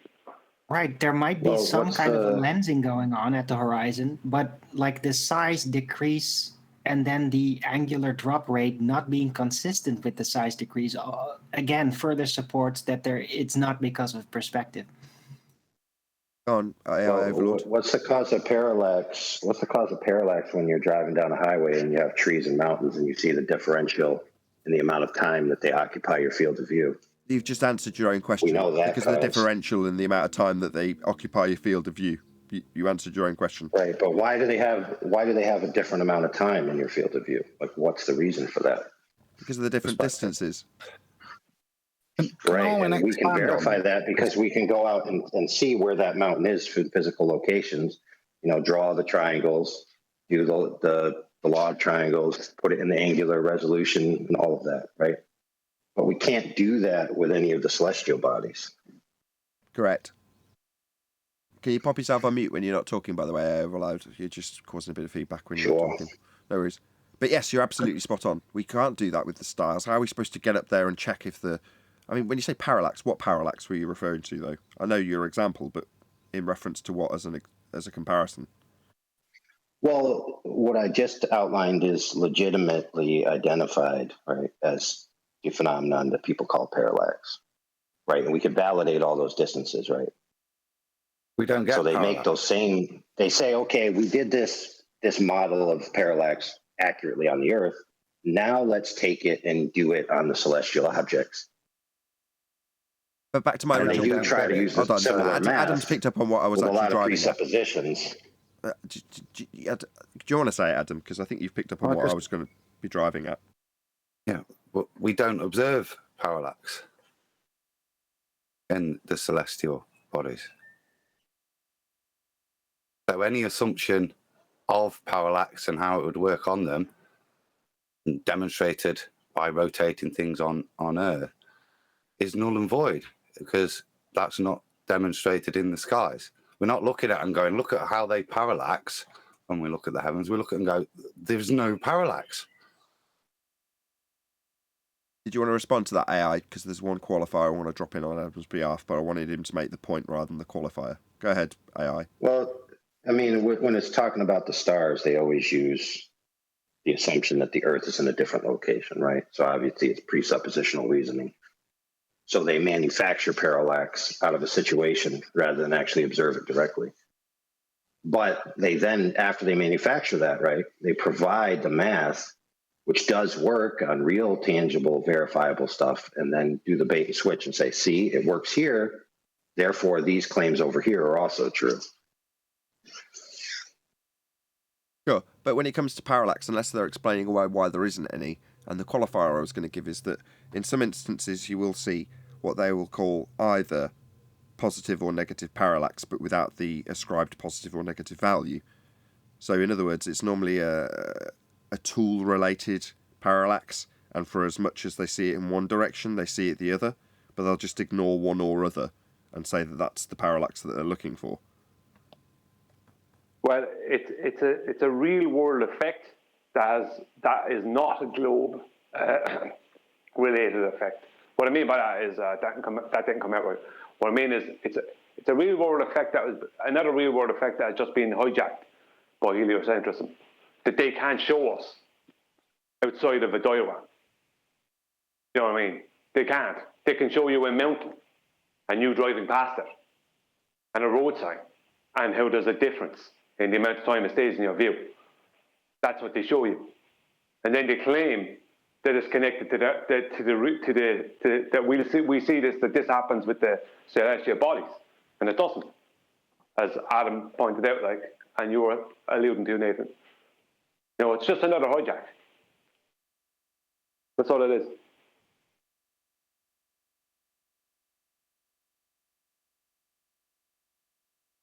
Should we move on? Any scientific evidence of gravity? Can we go back? Just only to Arwen, because I'm not grasping his point. I don't like it when I don't understand something. So could you just not expound, Arwen, just expand on it in terms of, are you talking only below 20s, and what are you describing exactly? Because I'm just... the claims intrigued me.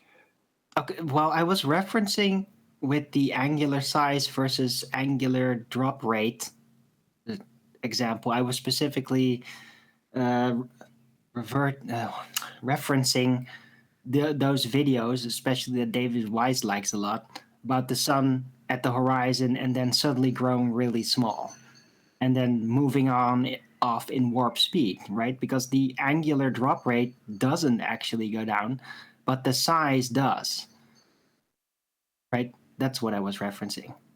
So not necessarily the stars.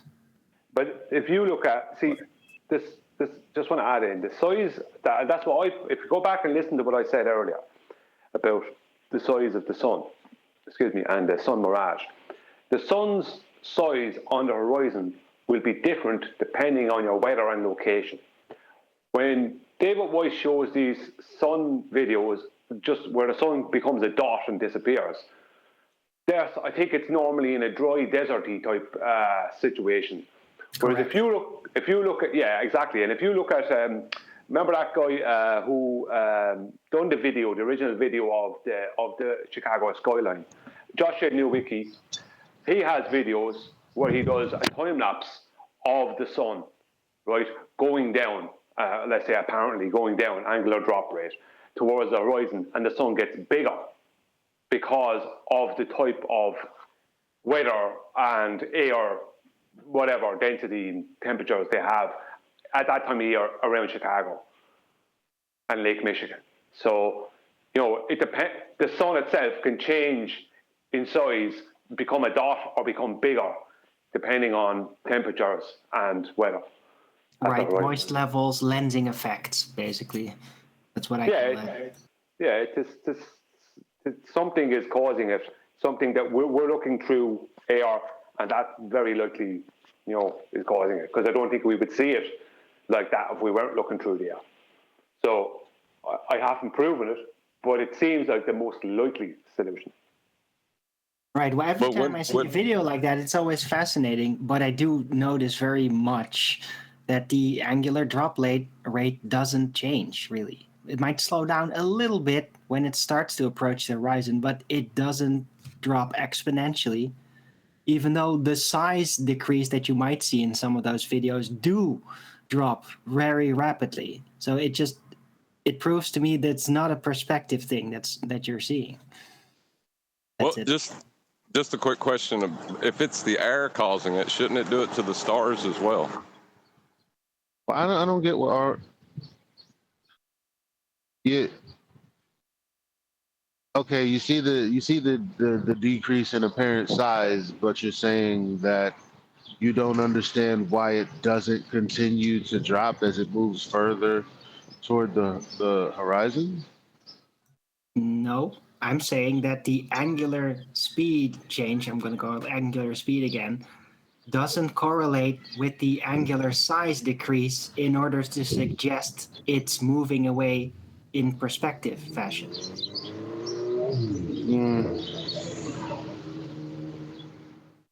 It doesn't line up. That's assuming they have to be linked. That's assuming that they must be linked.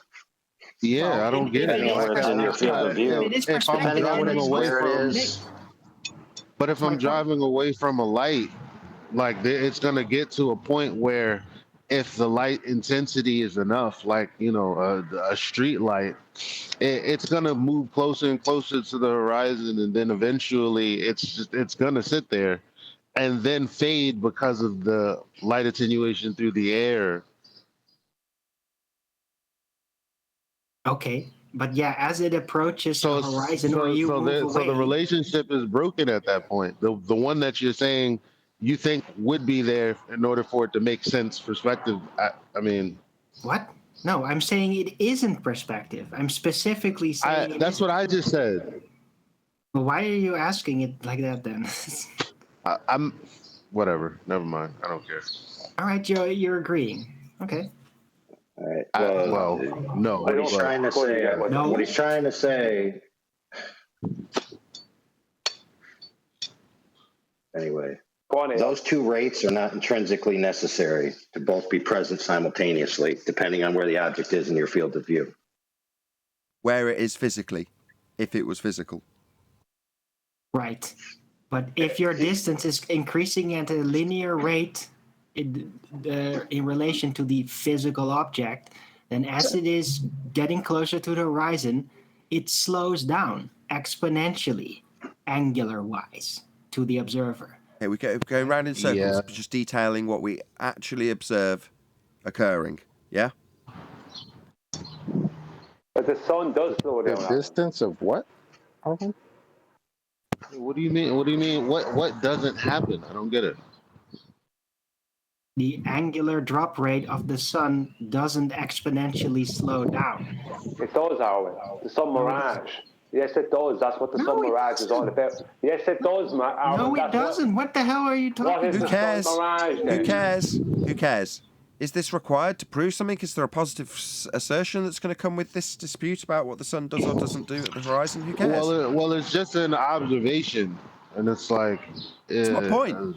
That's my point. Okay. That's just an observation. So what? So there's no positive claim. It's not useful for anything apart from a disagreement between Alwyn and Brian that's now going to relapse into the tail end of this live show. I just want to see that video where the sun actually slows down like that. I want to see that. That's what the sun mirage is all about, Arwen. The point is that the sun doesn't go down. It gets to the horizon and it sits there. It appears to sit there as opposed to go down. And Can then you show me a video? Or whatever, right? What, do you want me to show you the sun mirage? Actually happens? The video of the sun. Well, watch any video of the sunset. Yeah, I have. Yeah, the angular speed doesn't go down. It just might drop slightly, but it doesn't grind to a halt like exponential wise, as do objects actually moving into the distance. Okay, then. Very useful. Isn't there something we ask every day in relation to the distance about the sun? I was going to conclude with that, Chocolate. We're obviously of like mind. Right. That's where it's all started. Yeah, but it's that final... That was my confusion, Owen. When you said light with perspective. I assume you mean light with perspective with terrestrial objects when we apply that, be it a drone even in the sky. But we are talking about celestial objects, not comporting with direct terrestrial perspective. Is that what you're meaning? Yes. Well, yeah, totally. In my book, you guys know they're holographic, right? So I don't think they're anything in any actual position. But there's still a lot of people out there, flat earthers, that do think they are like these lights in Euclidean position parallel to Earth. And that book is available at all good retailers. It's called the Arwin Big Book of Stars. So with that in mind then I agree with you. It doesn't fit with terrestrial, but I wouldn't expect it to because it's celestial, and therefore I can draw no inference whether I agree with that observation or not. What I would say, Arwin, is that you are working off a premise that you believe as opposed to just stating what we see. No, he isn't. That's completely the opposite. He's describing how it doesn't do something. How can you say he's... okay. Because he stated he has a belief, Nathan, concerning the celestial bodies many times, and he just stated it. It's not related to that. It's not related to the argument. Well, he's saying it doesn't. He's saying it doesn't slow down, but at the same time, depending on but it does. Where you live, Brian. Depending on where you are, the elevation changes. You might not be seeing a true horizon, and therefore, when the sun is moving away from you, things in the foreground can make it appear like it's continuing to set at this continual rate, and not like some exponential slowdown or whatever. But well, there you go. Sometimes that is the case. I've never seen that, and I asked for an example of it on video because I've never seen one, and I've looked around. If we did, Arwin,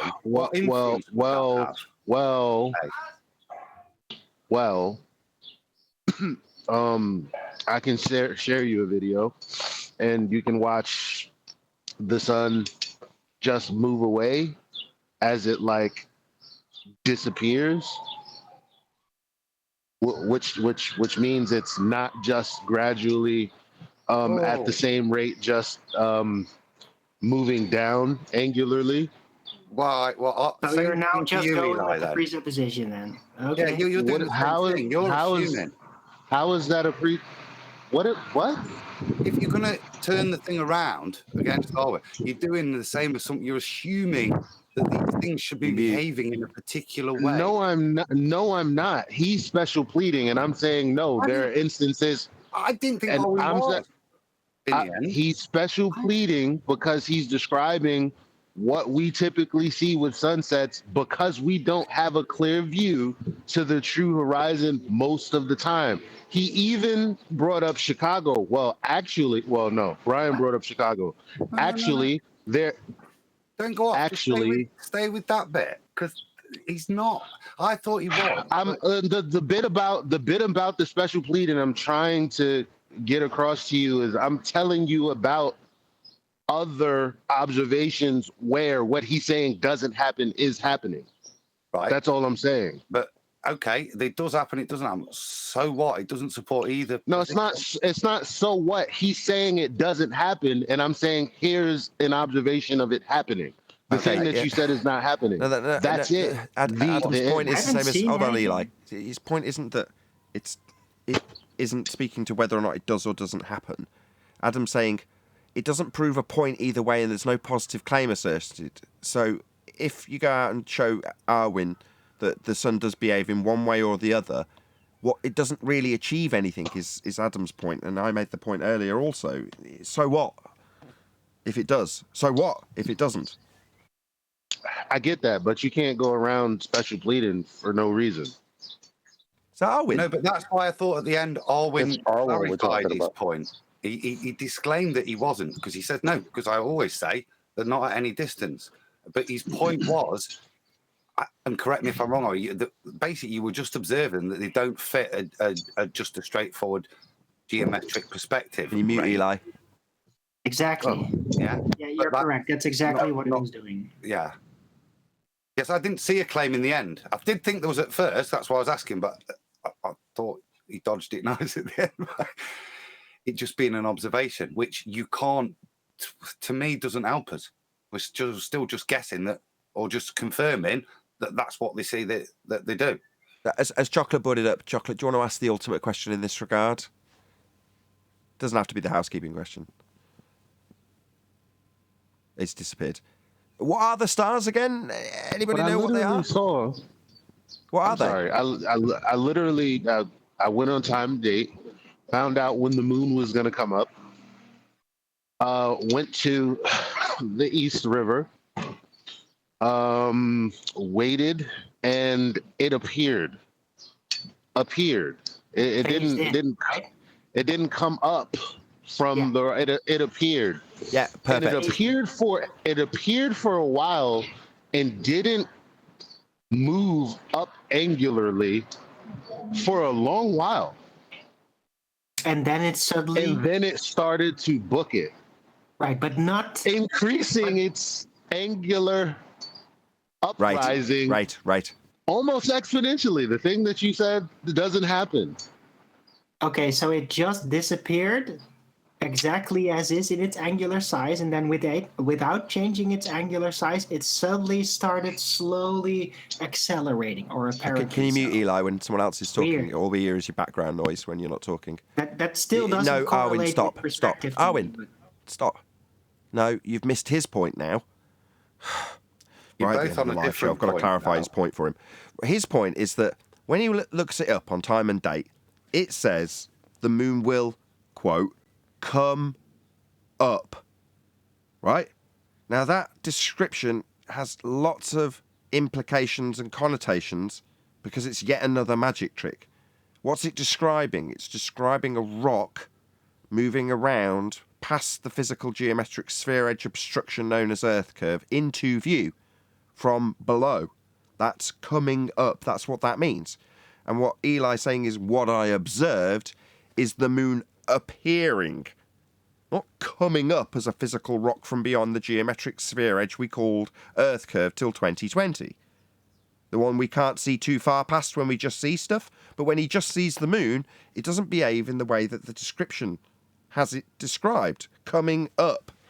That's a physical description of a rock they call the moon. That's not how it behaves. All right. Well, I'm with that. Of course.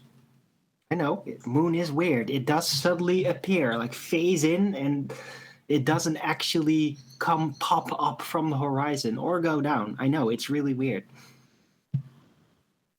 Any more on this? Just tensions I remember are high. searching for moon sets and moon rises. They're very hard to find. You find one and it turns out to be CGI.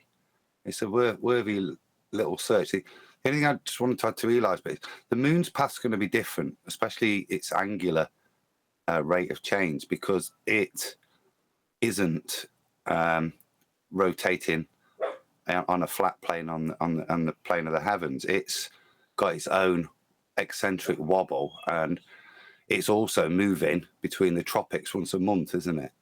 So you've got that accentuation of movement on top of that when you have consideration of the moon. That's not to address the appearing and disappearing thing, but just something else when you're measuring its angles. I mean, the sun appears just the same. I've taken many, I've had many observations of the sun early morning, 5:15, waiting for it to come up, and you can see the light, and then it appears. Yeah, I am with Eli on this. I don't see anything rising up from behind anything or appearing to do so. It just appears. I see it appearing.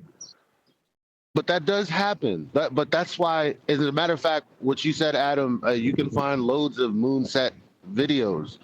But like I said, because there are things in the foreground, the setting effect is much more pronounced because it's not the true horizon. Right, you're talking about a topographical horizon that obscures the view of the moon rise, in quotes, coming up over the topography in the near foreground as opposed to on the horizon. Right on. Well, we'll get into this more in the after show, but if you are watching this live, this is where we bid you farewell. So a huge, massive, enormous thank you to all of you who smashed the super chat, hit the PayPal link, liked, commented, shared, subscribed, joined as a member, and all that good stuff. Once again, stay tuned if you're watching on either premiering stream. I've been Nathan Oakley, and I will see you all in the next video.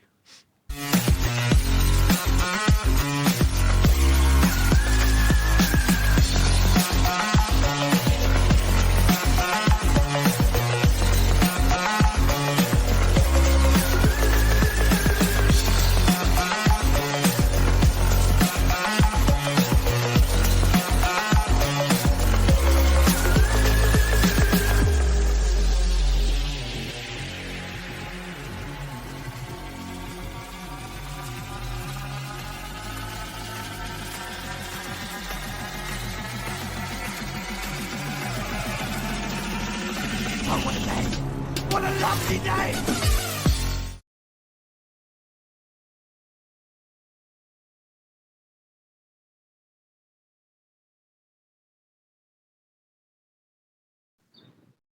Bingo. I'd just like to add in that we should have to take into account when it comes to the sun and the observation of the sun and any changes or differentials it will have to other things. It's not just because it does seem to be a completely different thing, but it also, there is the heat factor. The sun brings heat. So anything to do with the sun will mean that we're looking at temperatures are going to be more fluctuating and differential. There's going to be bigger differential in temperatures from where you're looking at the sun and where the sun is. There's going to be bigger differential in temperatures. We have to take that into account. That's why the stars and the sun won't behave the same, and the moon and the sun won't behave the same. Very good point. Yes.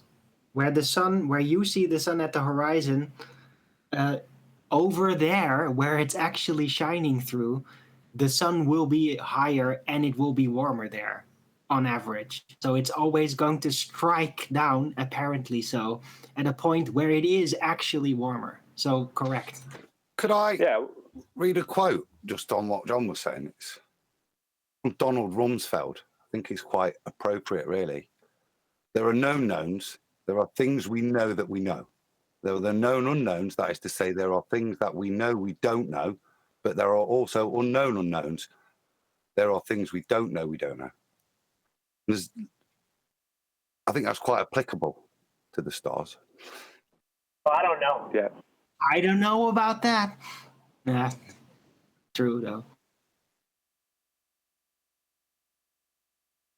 Yeah, it is very difficult to argue. We can only to argue involving them because they're anything to do with the celestials. Because, as I said, we can't even prove if they're tangible or not. All we know is that we've never gotten to touch them. That's all we know. And that they're not there even in the black during the daytime up there, which is very weird. Why is it weird?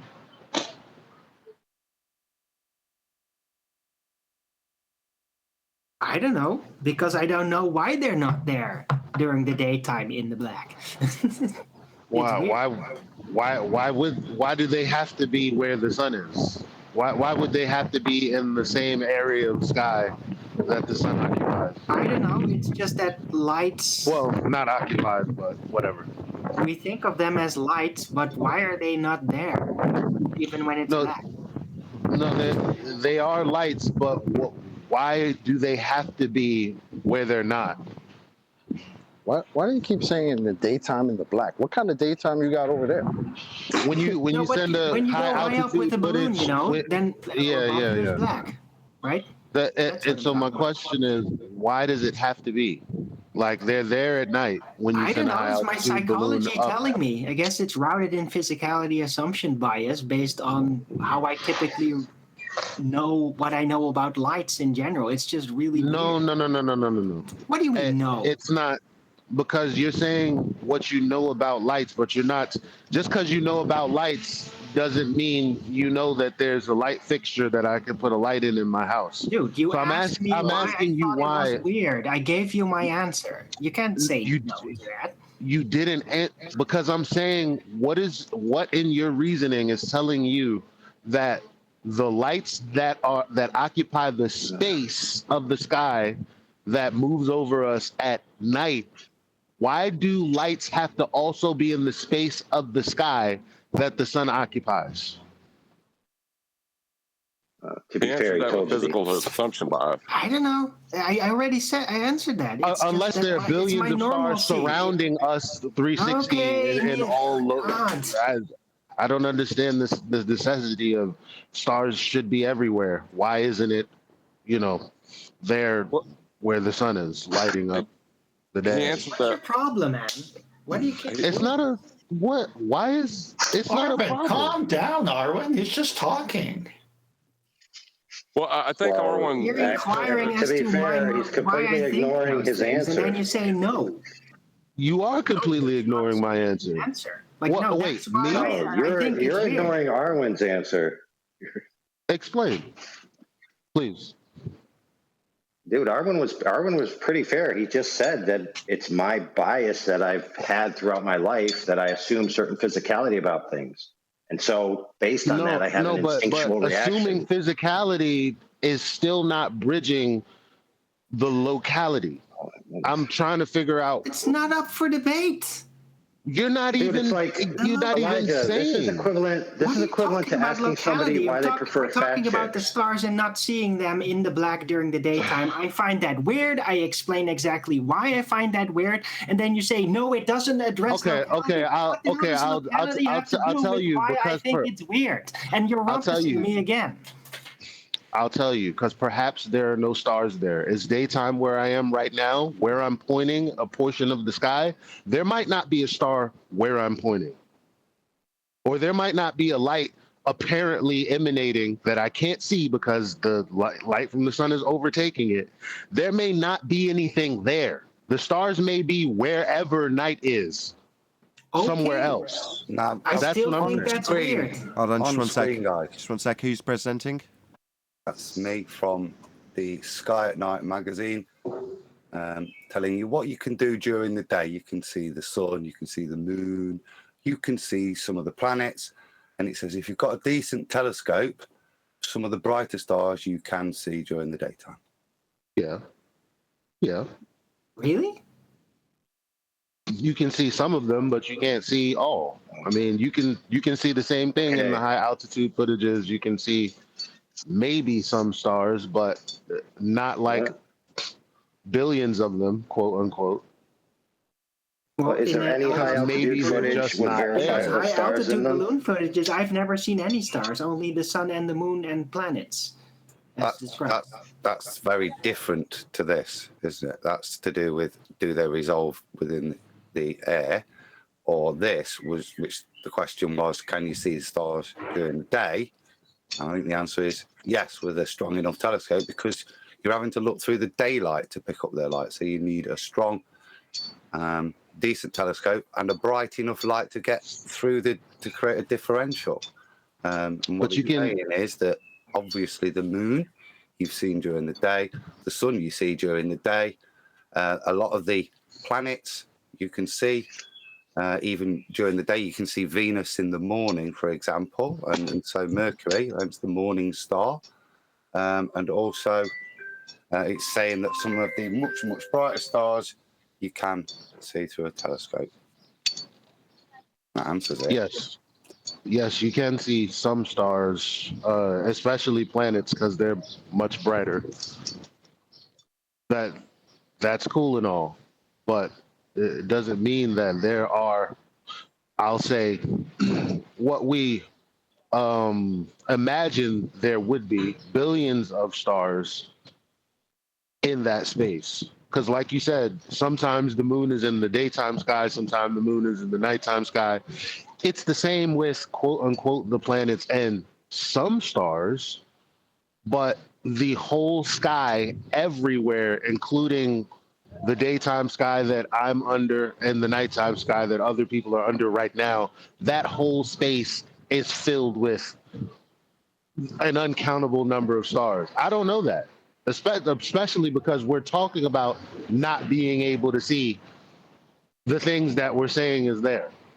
Now, I know that there's some overlap, but I'm not going to assume that because there's some overlap and I can see some other lights during the day, that there are just a whole bunch of them there that I can't see.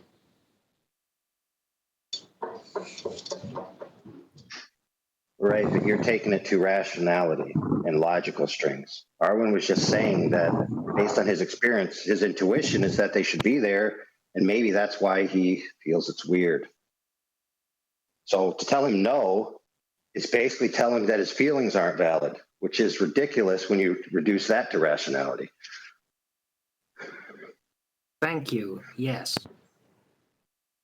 So I guess. I wasn't saying his feelings were ridiculous. When I said no, it's because I didn't think he was addressing what I was saying. Because he's saying, I assume that they're there, and I'm asking why, and he's answering with, because I assume that they're there.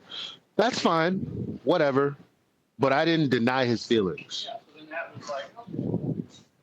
You inquired why I thought it was weird. I described it, and then you addressed something else. It's just weird. Well, I didn't mean to offend you. Like I said, I was actually trying to learn more, and it wasn't it. Whatever. It is what it is.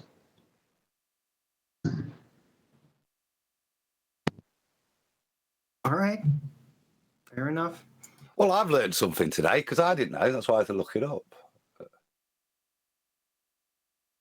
Good to learn.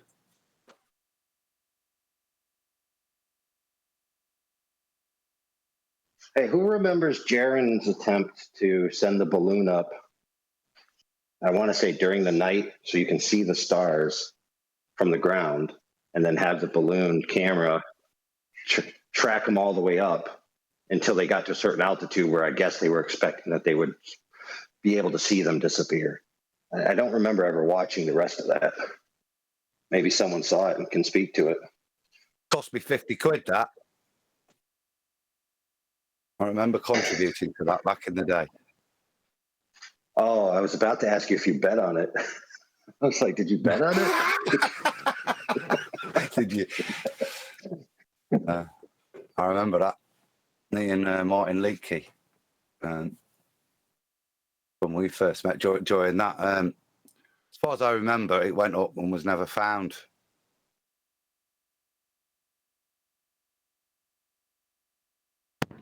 Wouldn't the almanac? Have you seen Jay Tolan's? Was well in the day. It's located. We missed that. Can you say it again? Was that one deck? I was just saying, would the nautical almanac be able to tell you a star's position during a daytime period, if it was there or not? I don't think so. It's not there. 10th, you there? Do the almanacs allude to the idea that you could get a position when it's daytime for a star? No, that's the first time I heard that. You got to see it to sight it. If you can't see it, you can't sight it. All right. You'll use Mercury and Venus in the morning for sighting. They'll be in the almanac. Yeah, during the day, it's mainly the sun, and early morning and just at dusk is when they do their morning and evening sights, because they can still have a silhouette of the horizon if they're at sea. If it gets any darker, they can't see the horizon, and at sea, you need the horizon. So that's why they do it early morning or right at dusk when there's a silhouette of the horizon, or throughout the day. Can I address this? I was just going to ask a question before you do. They do use Venus then? Because I've I don't want to say tracked, but watch Venus reach my zenith in the morning. I watched it for hours once because I just pondered how long can you see it for? And the only thing that stopped me seeing it were the clouds once it reached about my zenith. But I watched it from the morning all the way up through late morning. In terms of that's listed in the almanac, the almanac doesn't have a day and night. Yeah, it has positions of the stars with time because always there's a day and there's a night wherever we are on the plane. So the position of the star could be in daytime based on your sighting, couldn't it? You're in nighttime, but it's so far away that actually it's in daytime. That makes sense. Yeah, but aren't all these almanacs not charted? using day and night? It's just using time, the heavens. Yeah, but aren't they all charted from the observation points of the Earth outward radially? What I'm meaning is, it's a mathematical table. So within that mathematical table, it will have a position at every single time. Whether or not you can see it is a different matter, but within the tables, the way in which the tables work, from my understanding, they're rotating at a rate. So that rate determines their position. So whether they're visible or not, they're still going to occupy that position at a particular time. But like, could you sight a star at night then, and its GP would be in a location where it's actually daytime? Yes. Yeah, that's what I'm saying. Yeah. If that's what you meant originally, that's a far less confusing and far better question. There's a very high likelihood, in fact. No, that's interesting. Yeah, that's interesting.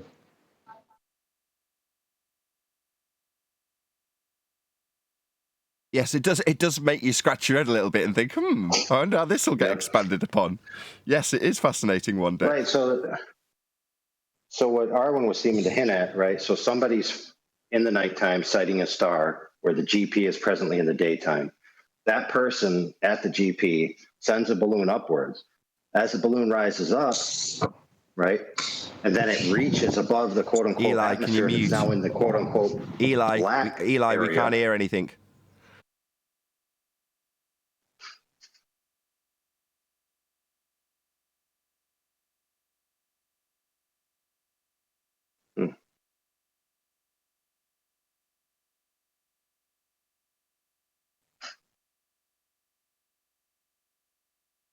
Back in business? Is this the after show? Yes, please continue. Something just happened. If no one else is saying. Yeah, so you're the observer, right? Taking the sight. You're in the nighttime seeing the star. Well, the person at the GP can't see the star. Yep. I'm gonna move somebody. Give me a sec. AI. I think QE's trying to get your attention, AI Overlord. Oh, we're all being moved rooms. Is there some transitional music someone can play?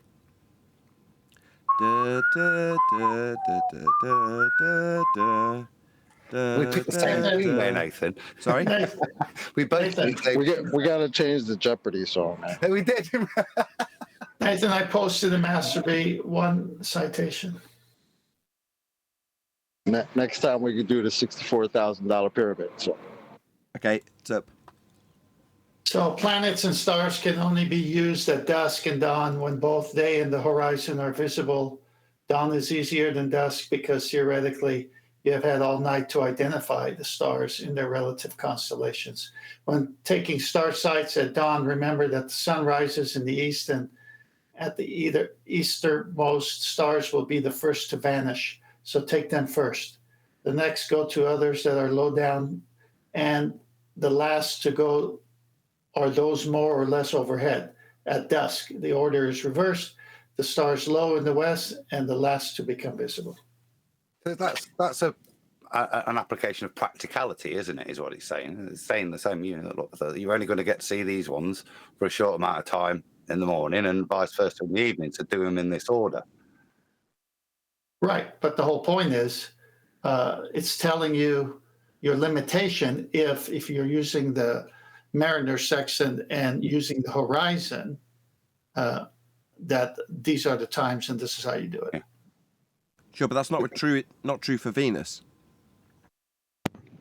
Well, Arwen's point stands then, and it is quite interesting.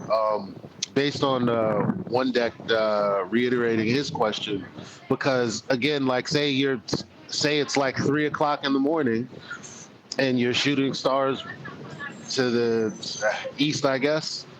You know, you can see them at 3 o'clock in the morning, but the sun is also somewhere off in that direction, and soon the sun is going to come up, and obviously in that direction, the GP, I would think the star would be in daytime. But if you were to send a balloon up over there, you wouldn't be able to see it. I don't know. That would be crazy to me if that were the case. I think it's weird. You know that AI had a point that he was trying to talk about before you guys left? No. Yeah. You mean AI the one that I been stopped Eli over talking with his loud mic? Yes.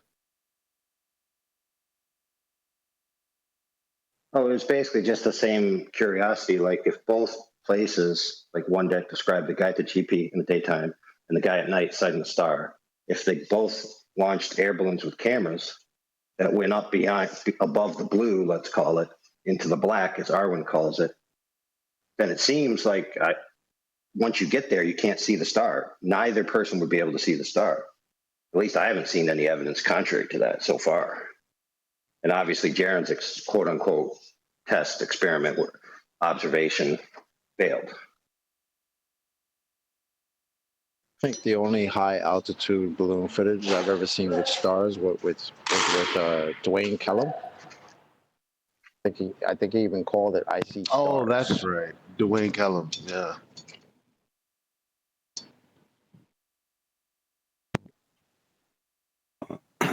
On screen is just again, do you have a table with the planets in, but there's Venus with its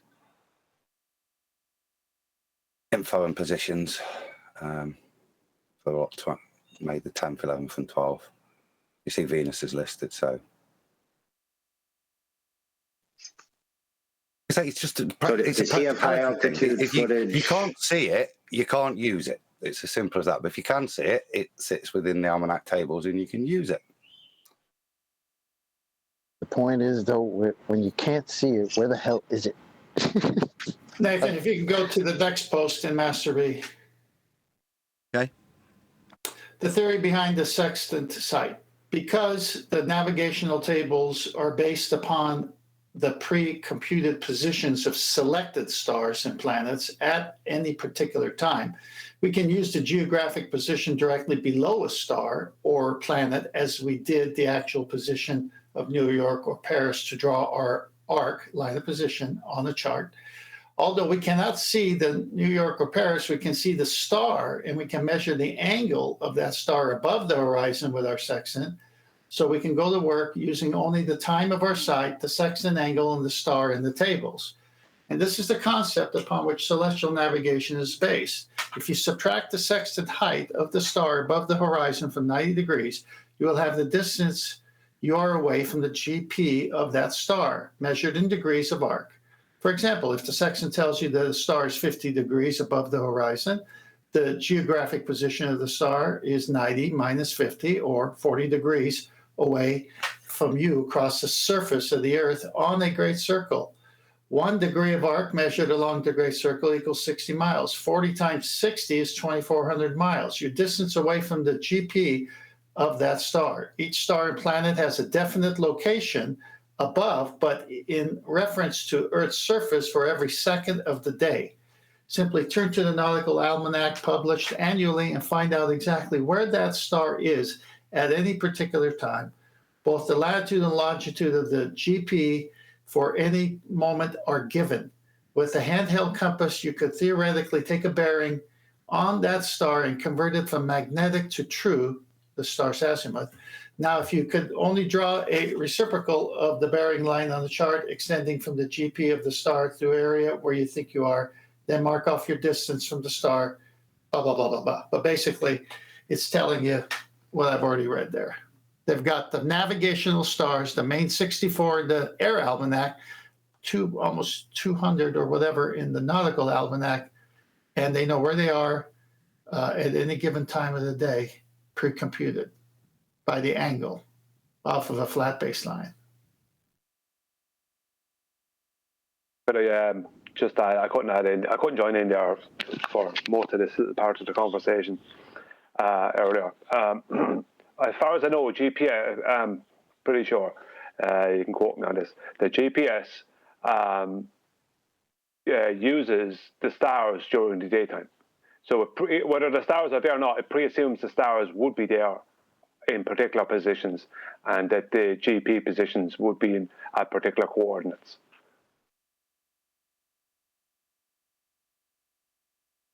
Don't know if it helps much, but I said I'd throw it out there.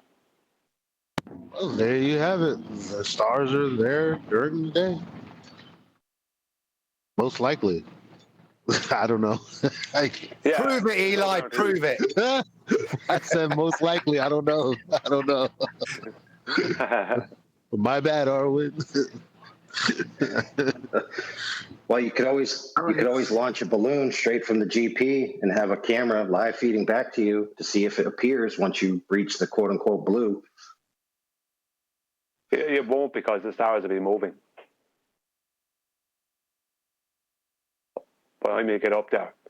Whatever star you're looking for won't be there, even if it was. That's why you got to launch it ahead. That's why you got to launch it ahead of time. You got to do your math. No. Just have an anti-flat earther launch it, because the air and everything move at once the same speed, so you'll be fine. Oh, they could also use it to prove Coriolis deviation. Yeah, the stars should be stationary if they go up. Sorry. Because in their belief... every time Arwen pipes up, I've got to give clarity. When you say they could use it to prove Coriolis, no. Their claim is that the star's rotation is Coriolis deflection, the not actual movement of the stars caused by their claim of a non-inertial reference frame being Earth moving beneath them. So that is Coriolis, according to them. Right, but I mean the other part where the balloon, when they go up that high, should be basically remaining stationary as the Earth is turning underneath. That part. Yeah, well, that should happen about 10 inches off the ground. Not even. That should have to wait all the way at 30,000 to 100,000 feet. I figured out why Jaren lost his balloon. He lost it due to Coriolis deviation. Sorry. Had to say the cannonball falling in the cannon proved that already. Yeah, but hang on 1 second. What one deck said about leaving from the GP position and going straight up. If you go straight up from the GP position, the star that was at that GP in the heliocentric model should still be right there. But not in reality. It's not there in reality. It's moved. But in the heliocentric model, it should still be there, because the stars don't move in that belief. Because what is supposed to be moving, Brian? Yep. The Earth is supposed to be moving, chocolate. Oh, and when you're in a balloon in the sky, you're not on the Earth, are you? Don't forget they invented that the stars were moving because of obviously the expansion we were just talking about, the Doppler effect, quote unquote. On screen, I've got somebody said, I'm still not sure. This is Dwayne Cullum stuff, which is a few years old, but this is high altitude footage, and you can see stars in the blackness up here.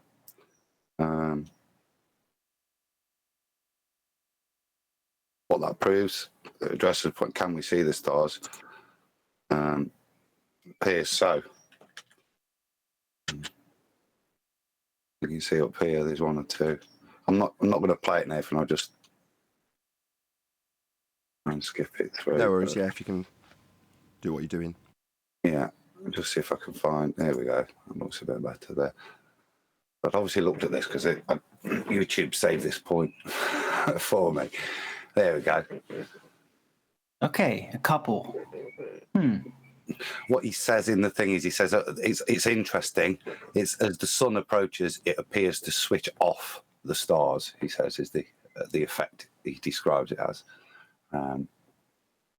In the same way, to saying that is the same as saying it comes up, they go down. It's his way of verbalizing it. It doesn't mean that suddenly you need to account for the machine and the switch and stuff. 91,990 feet, this image. So. Beautiful. Right, with that, I'm going to say another huge, massive, enormous thank you to both Discord and G+ panels for making today's after show possible. And of course, a massive thank you to all of you in either Nathan Oakley 1980 or Nathan Oakley premiering streams, for hopefully smashing the super chat, liking, commenting, sharing, subscribing, hitting the PayPal link, and all that good stuff. I've been Nathan Oakley, and I'll see you all in the next video.